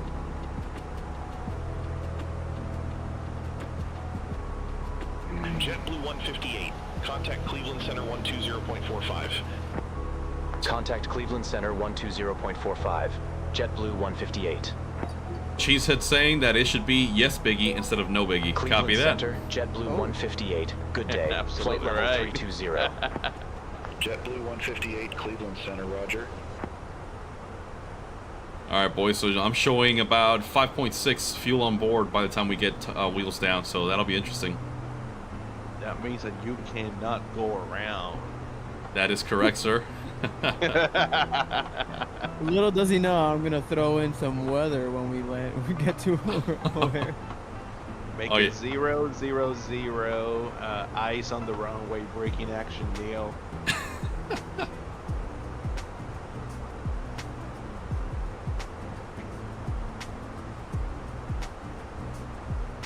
I really enjoy flying the flight simulator, especially because Falcon, my little pug, wants to be my co-pilot all the time. Right, buddy? Yeah? There you go. Come on. Come here. Pugs are like the cutest ugly dog I've ever seen. Oh, I know. That's what my makes brother-in-law has one. And yeah. It makes them adorable. JetBlue 158, contact Chicago Center 127.55. Captain Flako, you are adorable. And you Contact Chicago Center 127.55. JetBlue 158. Have a good one. You know, I have a picture. I can send that to you guys later. But when I was doing my 475-767, I was sitting down on a table studying systems on the 7576, and he was on my lap looking at the iPad. At the same time, I was looking at the iPad. It was like the cutest thing in the world. He was learning the systems of the 7576. Overqualified pug.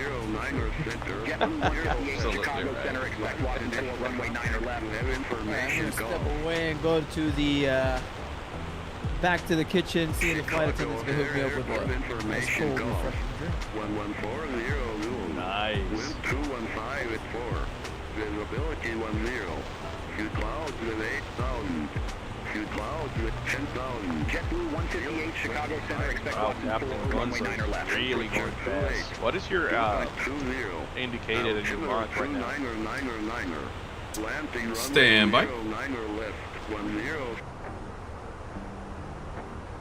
I was just tuning into Aegis down there at O'Hare, but right now I am showing Mach 0.82, and I am indicating 486 knots. That's really good numbers. Wow. Expect Watson 4, runway 9 or left, JetBlue 158. So Chicago Center just changed my arrival to runway 9 or left now. So it looks like winds are shifting a bit down there. And did they change your arrival procedure as well? No, he still cleared me via the Watson 4, which is crazy. I guess we're gonna get vectors. Hey, all right, let me go ahead and set up my McDo. Because in real life, when they do that, which it actually happens, when you're coming on the Watson, what they like to do is either give you the only option will be the big 5 RN of arrival into O'Hare. And what approach they're advertising now? 9 or left. 9 or 9 or left. You know what? Let's do it. Short runway. Why not? Oh yeah. 9 or left. 9 or left. I like this. You know what? I'm just gonna keep following you. Let me know the instructions they give you, and I'll do the same thing. Roger that. I'll be switching over to manual comms here now and respond myself to them, man. So you'll hear me give the readbacks. Oh, here we go. After Watson, cleared via Watson 4. Stand by. Pilot's discretion, descend and maintain flight level 250. Chicago O'Hare Airport landing runway 9 or left, altimeter 29er 9er 9er. All right, copy that. Cleared via the Watson 4 after Watson. Pilot's discretion, descend and maintain flight level 250. Chicago O'Hare expecting 9 or left, altimeter 29er 9er 9er. Yep, so he's telling me that I am cleared to descend to flight level 250 via the Watson 4. So altimeter 29er right now, or 2999 for O'Hare. And again, we're landing east, boys. And Cheesehead, thanks for the comment, man. Thanks for the love and for saying that this is the best flight sim channel. We honestly just want to have some good times, man, and get interactive with our crowd, man. So really, really appreciate that. Thank you. JetBlue 158, contact Chicago Center 133.9er. Take care. Switching to center 133.9er, JetBlue 158. See ya.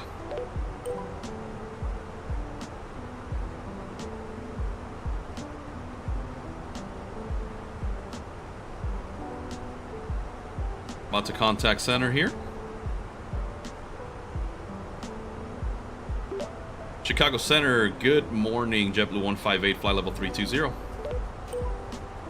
JetBlue 158, Chicago Center, roger.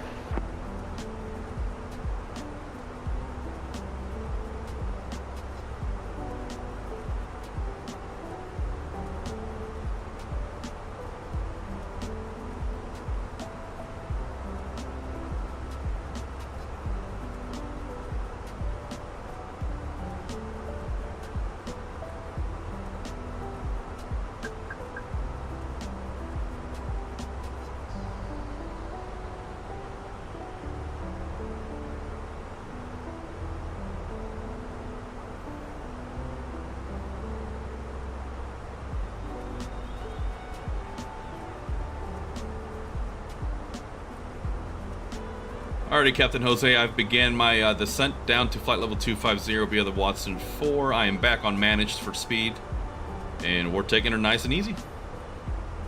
Alrighty, sounds good. I'm doing the same thing, and perfect. I'll be listening to make sure I can follow the same vectors we get as well.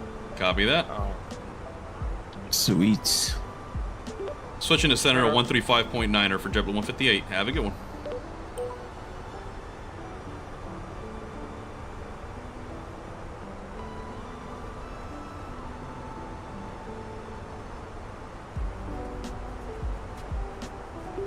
And Chicago Center, good morning. And JetBlue 158, descending through flight level 300, Watson 4 arrival. JetBlue 158, Chicago Center, roger.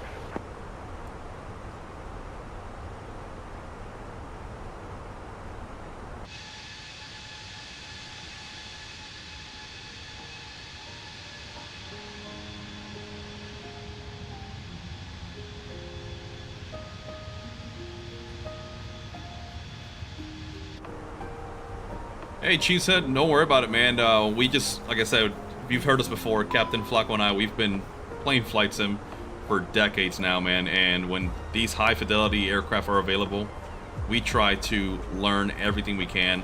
And it also helps that we have Captain Jose here, once again, a real world airline pilot that flies the A320 family. So he helps us a lot, man. He teaches us every single time he's on board with us. We learn a thing or two, man. So that's how we get better. So feel free to go back through our streams and our videos and watch us, man. We make it pretty simple for the startup.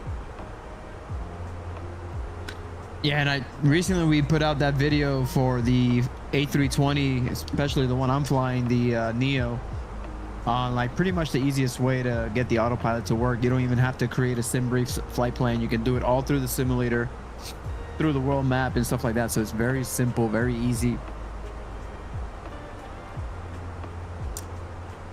Hey, and Flako, I believe you were stepping away, but I got ATIS for O'Hare, and now we are landing east. Descend and maintain 12,000, altimeter 299er. West?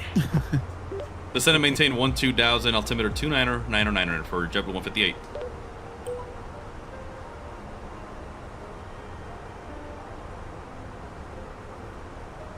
That's correct. Landing west. So we're expecting 9 left. Yep, that's what I am loading up on my McDo. I've got the approach. I've got my destination info in. If you guys need some ATIS info for your approach, let me know.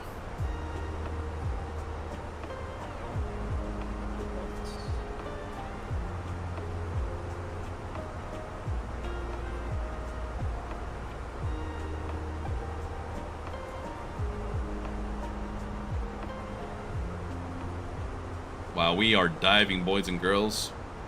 Descending at 4,400 feet a minute. But you know what? I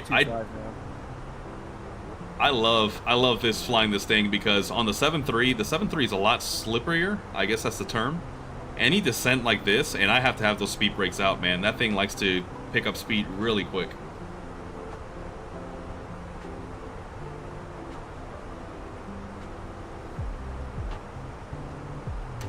Hey, and Captain Jose, so one of our followers, Cheesehead, he just said, Jose, get me a flight to Las Vegas, man. I love to see how you fly. Or I need to see how you fly.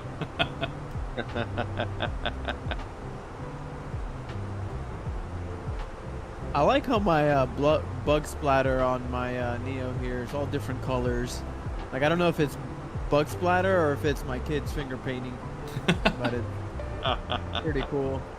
Looks like I've hit a couple aliens on my way up. Oh yeah. With the purple and green stuff here. Pretty cool.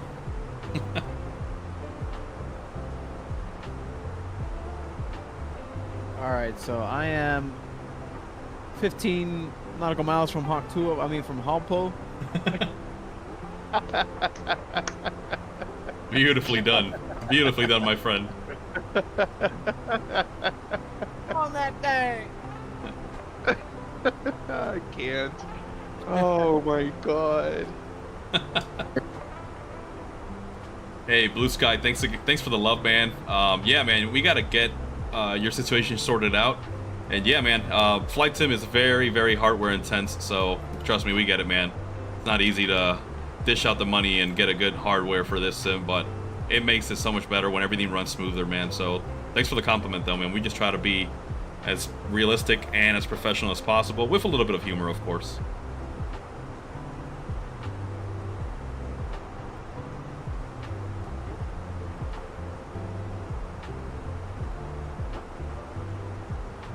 All right, I just passed Haktua, inbound to Makita at 16,000. You're killing me. Okay, Captain Jose, I got a scenario for you, sir. Yep, go ahead. All right, so in my ECAS, I'm showing here fuel right wing tank low level. Okay, let me see real quick. So you're in your ECAM fuel page, and it's showing you the right side is low fuel. Is that what you said? No, in my in the ECAS, like the one on the top, it says fuel left and right wing tank low level. Fuel mode select main. If gravity feed, fuel cross feed off. All right, so the ECAM told you that. What was the first item the ECAM told you to do? JetBlue 158. That's fuel mode select to manual. Okay, If so gravity go feed, then cross feed off. All right, so yep, you go up in your overhead Descend and and your maintain fuel 6,000 JetBlue panel, 158. and underneath the crossfeed switch, there is a mode selector. You're gonna click that, and it's gonna lit up the letter MAN, man. Yeah. And the second one, if gravity feed, what he said? If gravity feed, then fuel cross feed off. Okay, is it telling you right now it's gravity feeding? Is there a No. message? Nope. Okay, then you're good. It's just still showing in blue though. Yeah, that's okay because you're not gravity feeding. And what you can do though, for now, you can clear the ECAM by just touching the clear button on your buttons on there.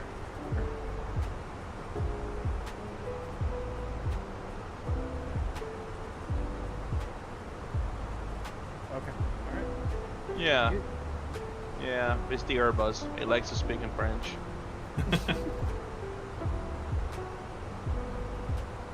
What happened, Captain Gonzo? I'm next to you, baby. I know. I saw that. I was like, what's going on here?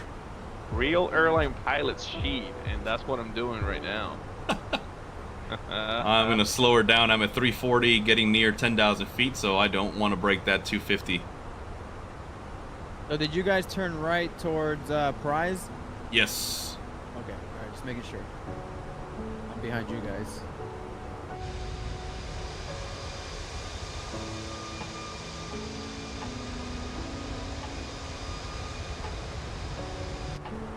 Hey, Jose, what's your altitude right now? 13.1. Copy. I'm at 10,000 right now.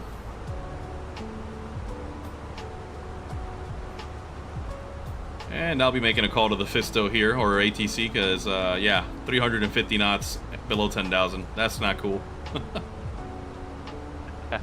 I'm slowing down right now to 250 as well. But better, JetBlue 158. still manage for my decent. So, Switching to center, 127.55, JetBlue 158. See ya. Bye. Mwah.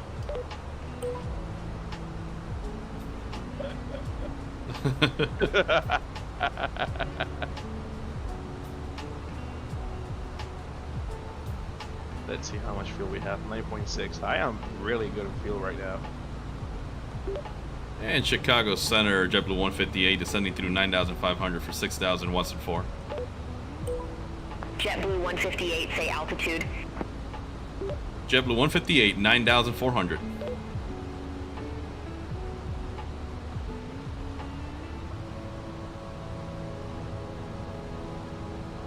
JetBlue 158. JetBlue 158, Chicago Center, roger.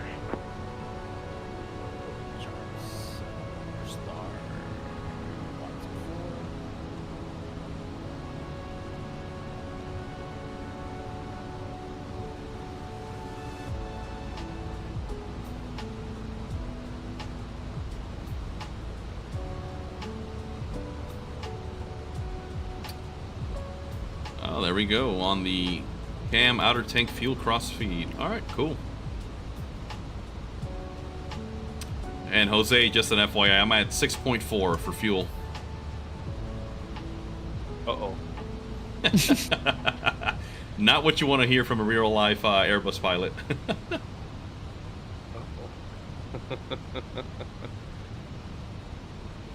I'm going down to... What's your last assigned altitude, Captain Gonzo? 6,000. Be that. Thank you. Let's get some drag out. I'm going to expand the speed brake a little bit.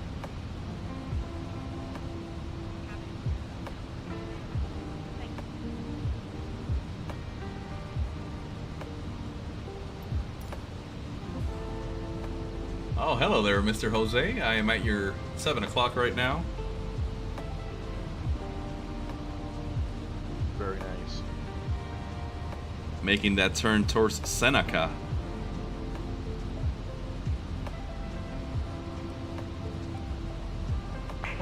158, descend and maintain 3000, altimeter 29908. Descend and maintain 3000, altimeter 29908 for JetBlue 158.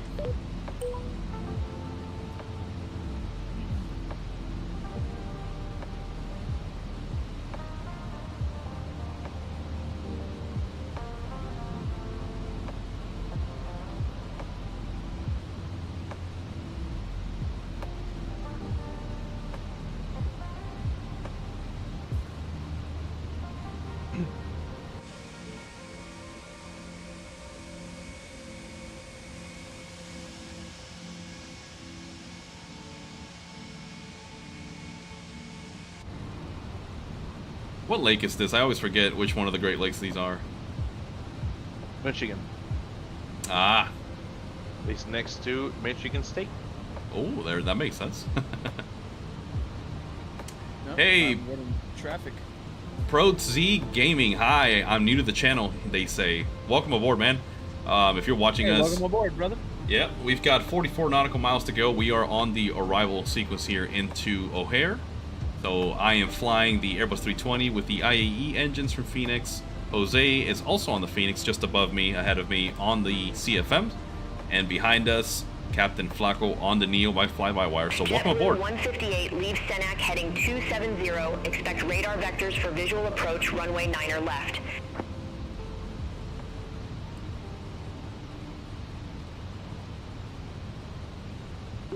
All right, we'll leave Seneca at heading 270. Expect radar vectors for visual, runway 9er left.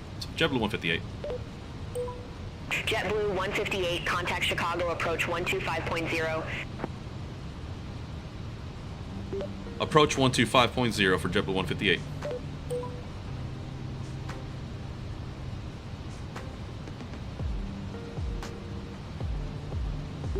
Chicago approach. Good morning, JetBlue 158, sending through 5,000 for 3,000 on the approach vectors for 9er left.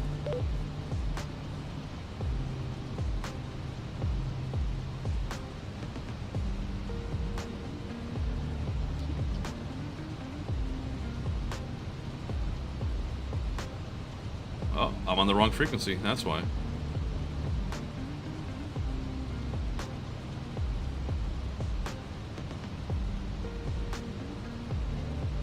Let's try this again now. Chicago approach, good morning, JetBlue 158, heading 270, descending to 3,000. JetBlue 158, verify information hotel. JetBlue 158 with the numbers. JetBlue 158, Chicago approach, altimeter 29908. Expect the visual approach, runway 9er left. All right, altimeter 29908, expect the visual, 9er left, JetBlue 158. JetBlue 158, fly present heading, descend and maintain 2,700 vectors for the approach. Expect further clearance in about 47 miles. All right, we'll fly present heading, descend and maintain 2,700, expect further clearance in 47 miles, JetBlue 158.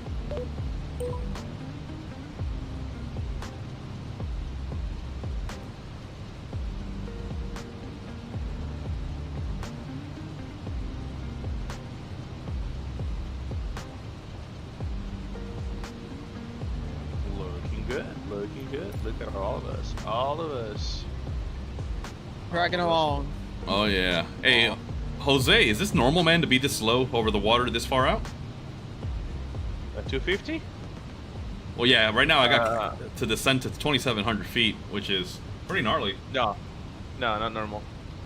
Not normal. I mean, if you're landing east, absolutely not. Yeah. And the second thing is, usually you get the descend and maintain 12,000, and right over Senac is when you start getting like lower than the 12,000.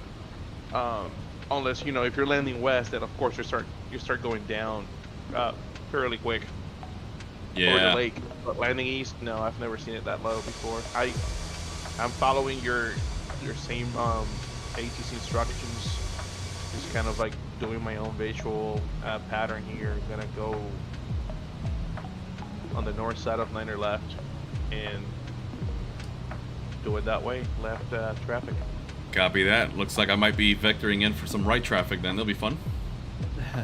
Yeah, I'm probably gonna keep it tight, and I'm gonna do a pseudo short approach inside Doogie, and yeah, pretty much I'm gonna do it inside Doogie, between Doogie and Cena, which is the FAF. Copy. So I might be landing first, not sure yet.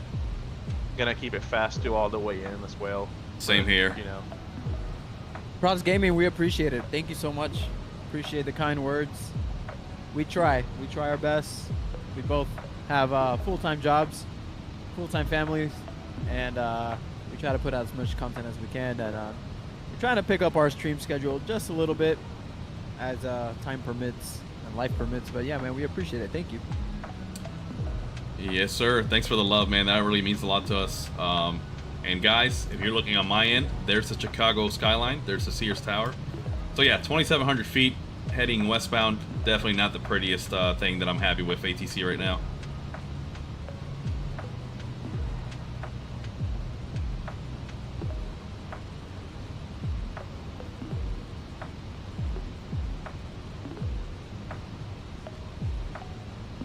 That's cool. We're looking at diamond formation over the lake right now. You guys are beneath me, right? Yeah. What's your I'm altitude? At 8,000. Oh yeah, dude. See, you're like on a good descent path here. Jose and I, we've been following Beyond ATC's instructions, and they brought me down to 2,700 feet, man. Yeah, I got visual on you guys.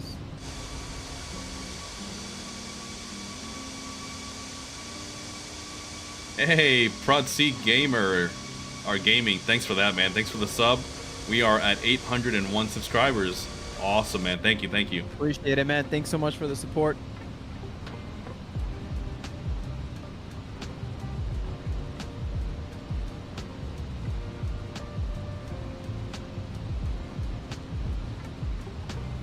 Excited to see this channel grow. Thanks, man. So are we. Trust us. So are we. But we've been getting a lot of good feedback and a lot of progress throughout the little bit of time that we've been dedicating to, you know, streaming and creating content, and it's been great, man.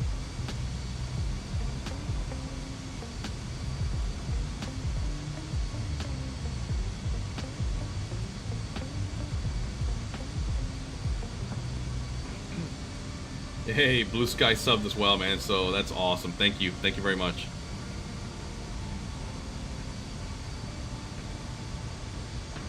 Yeah, for those of you guys that are newer to our channel, so this channel is ran between myself and Captain Flako. And of course, we have Captain Jose here, again, real life airline pilot for the Airbus family between the A319 and 21 and the Neo. So having him on board, always a pleasure, always makes the experience a lot funner. And I feel a lot safer, man. I feel a lot safer and competent knowing that any issues I run into, he's going to quickly give us a solution. So it helps, man. What? Here we are, boys and girls, entering through the Chicago skyline. Beautiful approach here. Making my way down to 4,000. Here we go. I'm setting up here to do my left downwind for Niner left in O'Hare. Roger that. I am established on a long left downwind as well. So you might be crossing right over in front of me. Oh, no, disregard. I am going to be making a right. I am on the right downwind.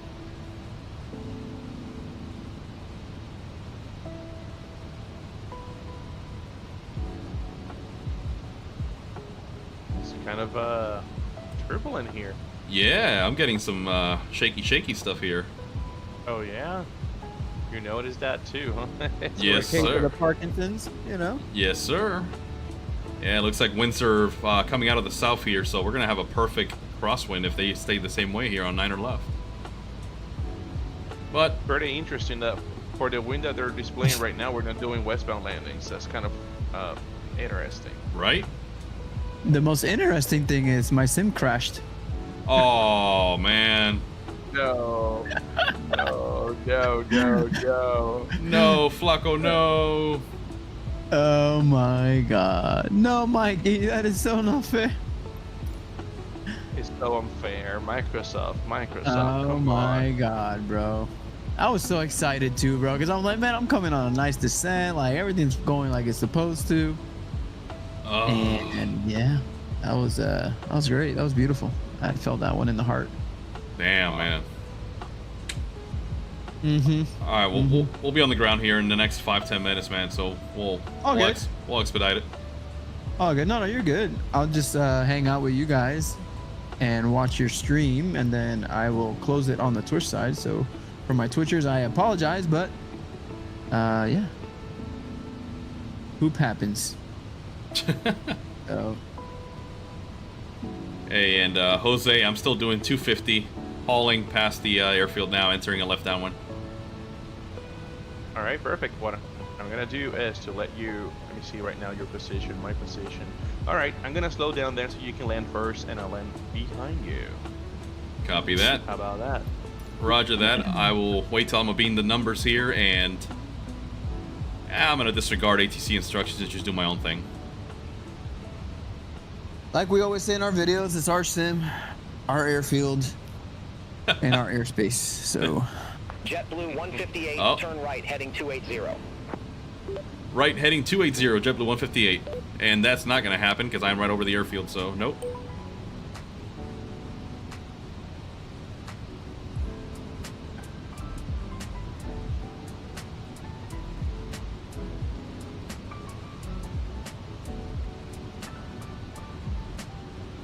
Right, that's 220 in the speed. Let's go flaps 1 on my side. Yes, sir. And Gonzo here. Abeam the numbers. 9 or left. I am slowing down to 210.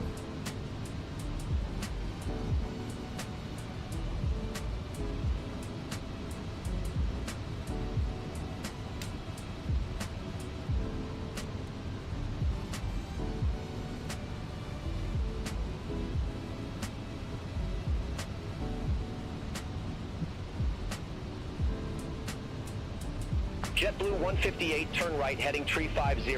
Intercept the 9er left localizer. Descend and maintain 1,500. I think, excuse me. I think I'm gonna do the short approach. I'm gonna go in first. Copy that. Go for it, sir. I'm gonna contact ATC here. Awesome. Sounds good. Copy that. Turn right, 350. Descend and maintain 1,500. Intercept the localizer. 9er left for JetBlue 158. All right, guys, for you in the chat, let's start throwing up some butter signs, guys. Let's throw some butter for our friends that are about to be landing. Hoping for a buttery landing.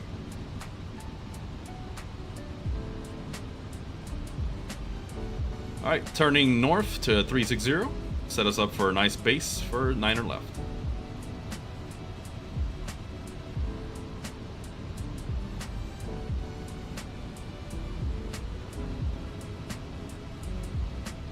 Speed 180. Doing 170 on the left, turn to 180 north of Zena. Yes, sir. North of Zena, I am turning right base 000 or 360, slowing to 180. We're probably going to be heading facing each other here shortly. Time to play some chicken.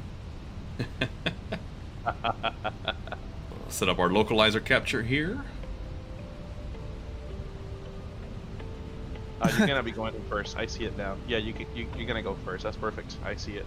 Copy. Yep. Localizer's coming alive now. Intercepting.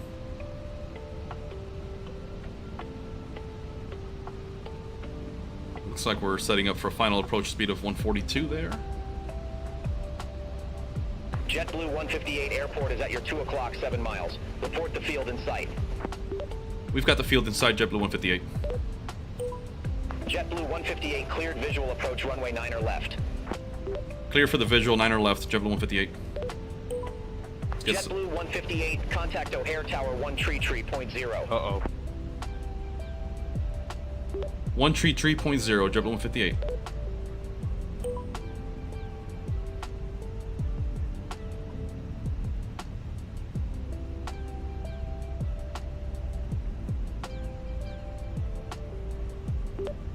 O'Hare Tower, good morning. JetBlue 158 established the localizer 9er left on the visual. JetBlue 158, O'Hare Tower, wind calm. Runway 9er left, cleared to land. Clear to land, runway 9er left for JetBlue 158. I'm right behind you, probably less than a mile, Captain Gonzo. Oh God. But I am at minimum speed right now. Copy that. I'm going flaps full.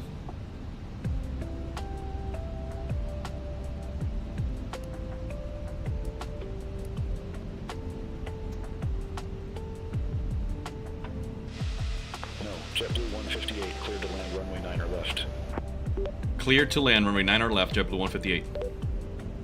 No, JetBlue 158, Oh my God. cleared to land runway 9 or left. Why is he not understanding what I'm saying? I'm literally saying the exact same thing. Runway 9 left cleared to land. JetBlue 158.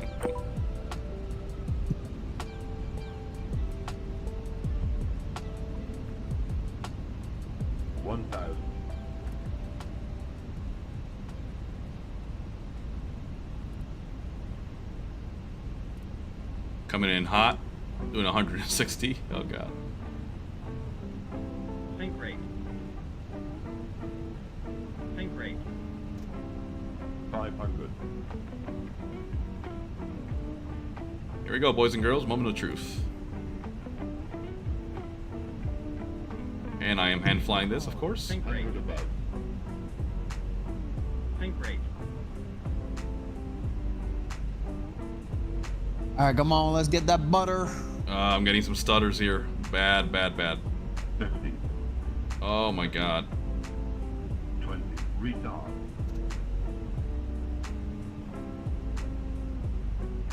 10. 5.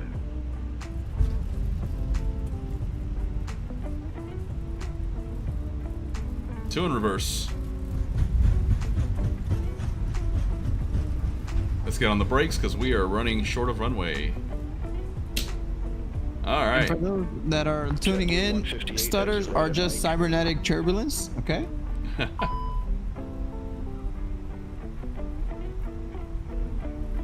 All right, Captain Jose, runway 9 left is clear. It's all yours. I already touched down. Yeah, the sim did something weird. Didn't capture glide slope with approach mode engaged. That was kind of like interesting, but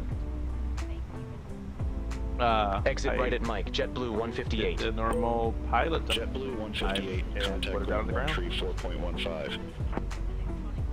And I heard passengers in the back saying, "Go Navy!" Uh-oh. That's awesome. All right, switching to ground 134.15, JetBlue 158. Thanks.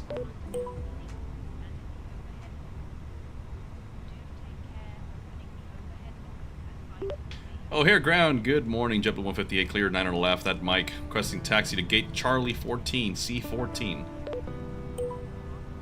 JetBlue 158, gate 14 Charlie, unknown, unknown. Charlie doesn't exist at Chicago O'Hare Airport. Would you like to select another? Whatever. It's telling me that it doesn't exist, but I literally was just in it earlier. Oh, hold up. I might be having it wrong. Oh, it was Golf 4. And O'Hare ground. Can we taxi to gate G4, Golf 4? JetBlue 158, gate 4 Golf, unknown, unknown. Golf does not exist at this airport. Please select another. Okay, whatever.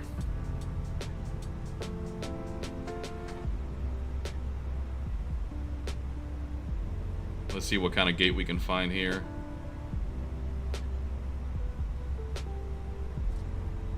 Request gate Golf 4, JetBlue 158. JetBlue 158, gate Golf 4, taxi via Mike. Hold short runway 4 left. Taxi to gate Golf 4 via Mike. Hold short of 4 left for JetBlue 158. So I literally just said G4 Golf 4 earlier. Never mind. I get it. I think I know why he said it, because I said G4 Golf 4, so he's probably thinking I meant G4G. Oh well, potato potatoes, right? Tomato, tomato. And ground JetBlue 158 holding short of 4 left on Mike, ready to cross. JetBlue 158 did not copy. Are you kidding me right now? JetBlue 158 holding short 4 left. JetBlue 158, cross runway 4 left at Mike. Continue taxi via Mike. Hold short runway 9 center. Alright, cross 4 left at Mike. Continue taxi via Mike. Hold short of Niner Center for JetBlue 158. Negative, cross runway 4 left at Mike. Cross 4 left at Mike for JetBlue 158. Come on, man.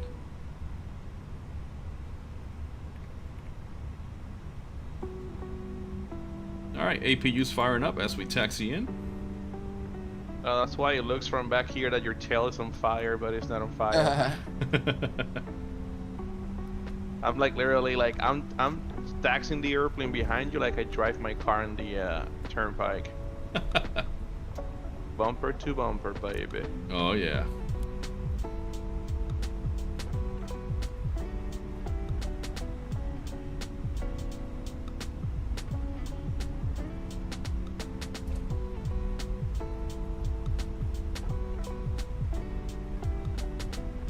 Hey, Pro C Gaming, thanks for tuning in, man. Thanks for giving us some love, man. We expect to see you shortly, man, in another video, so stay tuned. Thanks again for the love.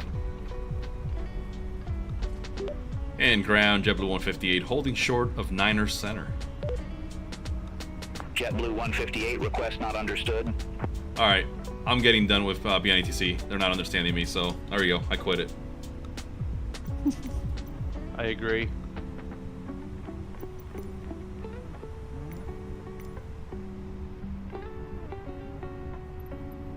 Alright, let's find gate G.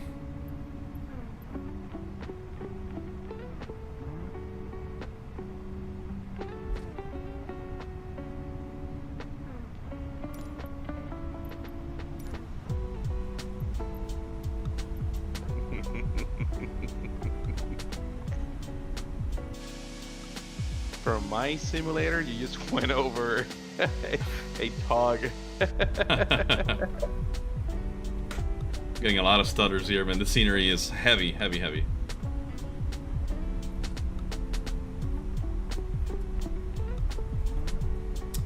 And I have no ground reference charts open right now, so we're gonna figure it out here. I gotta get my taxi.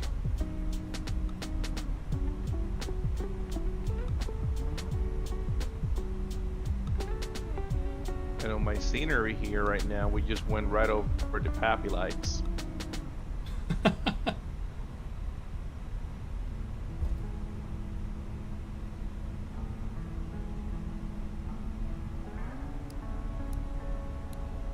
Alright.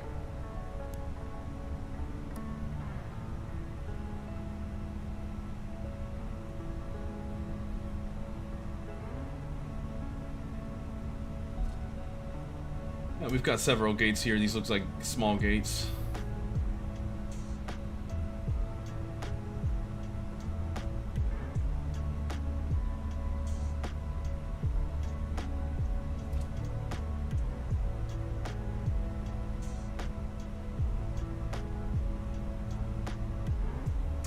You know what? We'll go to that concourse there. I think those are gates Charlie something. So let's see.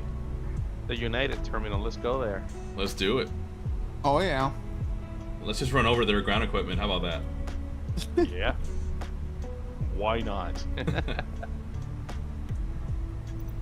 you go, Alpha 1. It's just not Alpha 1 anymore in real life.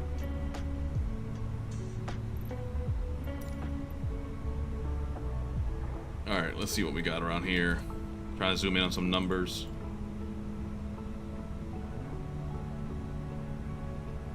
So I see Charlie 27 right there. I'm going to try to get it active. Alright, let's try Charlie 25. How about that?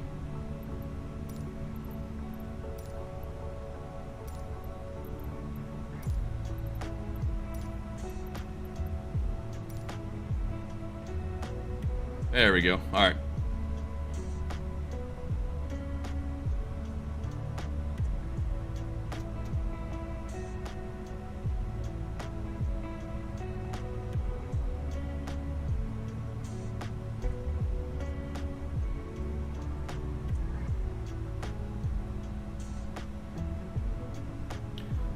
So we're using the automated taxi-in thing here. I forget what they're called, like the light stand, the Marshall stand.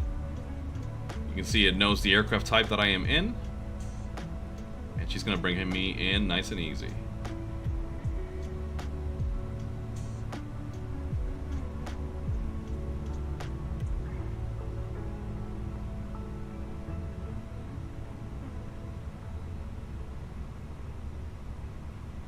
Okay, I got the okay. Parking brake is on. Let's kill 1 and 2. TCAS to standby. There we go. APU generator is online. Fuel pumps off.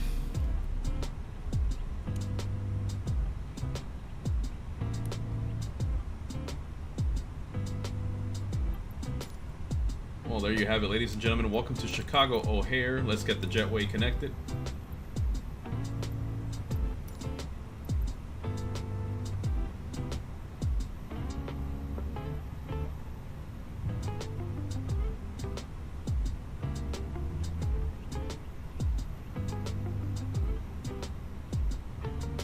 Oh, here comes the stutters. Oh, God.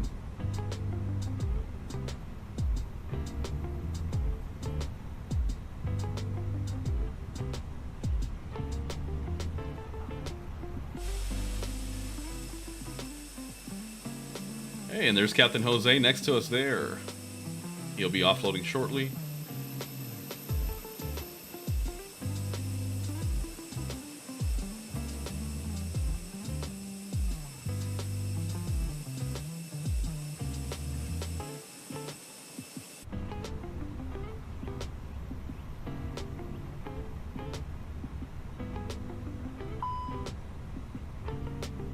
Well, on my end, it doesn't look like anybody's deboarding. I guess they want to stick on board. Oh, there we go, there we go. Never mind, never mind. Here, I'll leave this for a second, guys, while I give some closing thoughts.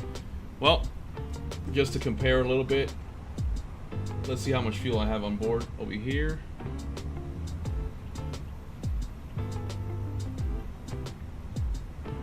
So, Jose, I shut down and I've got 4.8 on fuel. Yeah, I shut down and I have 8.2. Wow.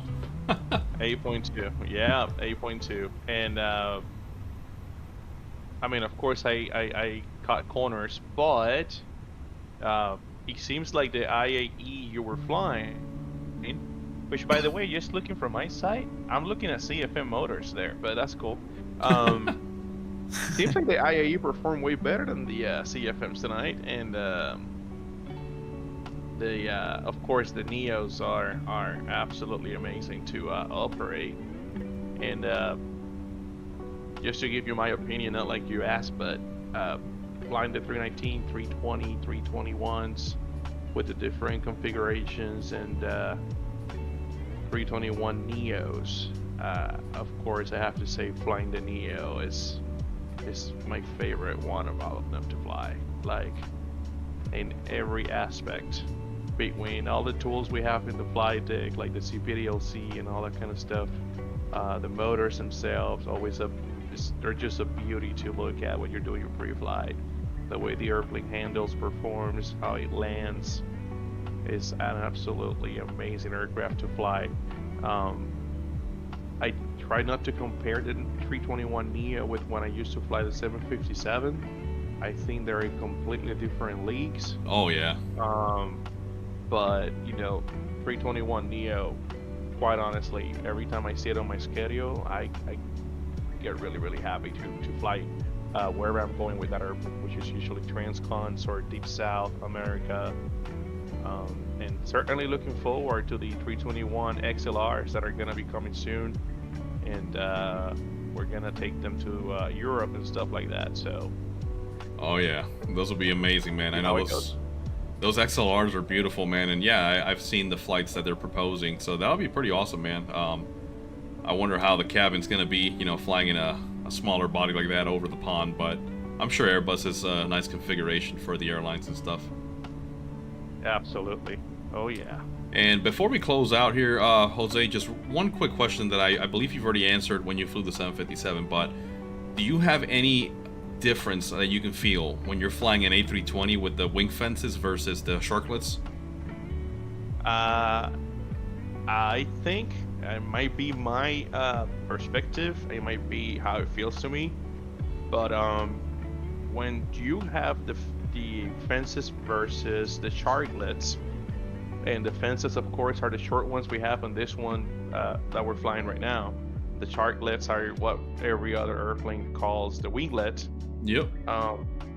the sharklet version of them tends to float a little bit more and ground effect on the runway. Okay. Than the fences, and besides that, you don't feel anything else. Of course, fuel consumption is less on the sharklet, but honestly, for me, I truly believe they land slightly different. Not a big difference. It's just the one is a little bit cleaner at low speed, closer to the ground. The other one is not as much.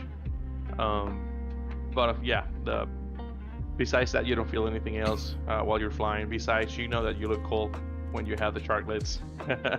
Oh yeah, man. That's definitely, it's all about how you present yourself on the ramp. So I agree with that.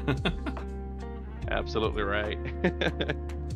Well, ladies and gentlemen, those of you that watched us and followed us along this flight, thanks for watching, man. We appreciate the new subs, new to the channel. And if you're watching this in the future, feel free to drop some comments, send us some messages, let us know what we can do to make it better. But again, it doesn't get any better than this. We have a real-world Airbus pilot that joined us here tonight. That's, of course, Captain Jose. And so, Jose, thanks again for joining us, man. It's always a pleasure to have you on board. And I feel like every single flight that we make together, I learn a thing or two with the Airbus. So definitely, I write these down. I try to remember them. And again, just trying to make this as real as possible. So thanks to you, man. Unfortunately, we lost Flako on the approach there, but don't worry, guys. Yep. Don't worry, man. We got many more live streams planned. We're going to continue doing these series of comparisons between different aircraft. Like I said, there's many more projects coming down the line. And of course, Flight Sim 2024 to release November this year. So you guys can expect us to be there ASAP. And we'll be trying out all the add-ons, of course, that the producers have promised that we can take over to 2024. So you heard it, guys. You can buy the products here for 2020. And you can use them on 2024, confirmed by the developers themselves. So anyways, guys, thanks for watching tonight. I'm going to go ahead and pass it over to Flako and Jose for some closing thoughts. Closing thoughts for me. I got sent to the void. If you've watched a new Deadpool movie, then you know what I'm talking about. Yeah, I'm chilling in there with all the other characters. But yeah, no, it happens. Flight Sim happens, so it is what it is. Hopefully next time we'll be able to complete. I mean, I was almost there. We were just getting ready to do the approach, and yeah. But anyways, it was fun. It's always, like Captain Gonzo said, it's always fun having Captain Jose with us, because he always teaches me not one or two things, but on many things on these flights, because I am not that experienced on these planes. But yeah, it's always fun to have him on board with us, and we appreciate all the support. Thanks for all the subs. Thanks for all the comments. We appreciate it, guys. You guys are the best, and you guys definitely motivate us to continue to push and create content. So yeah, if there's anything that you guys want to see, if there's anything you guys want to learn, let us know, man. We'd love to make some content for you guys. Yeah, I'll pass it over to Jose.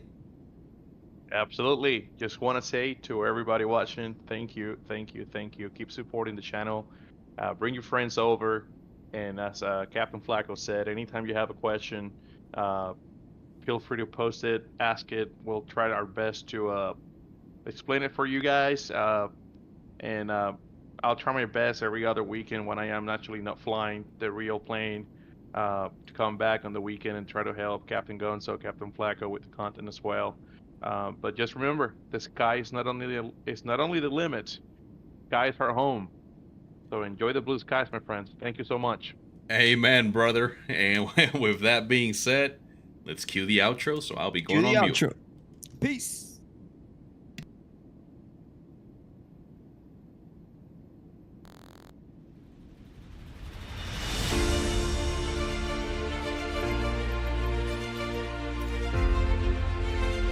Thank you for choosing that Flight Sim channel.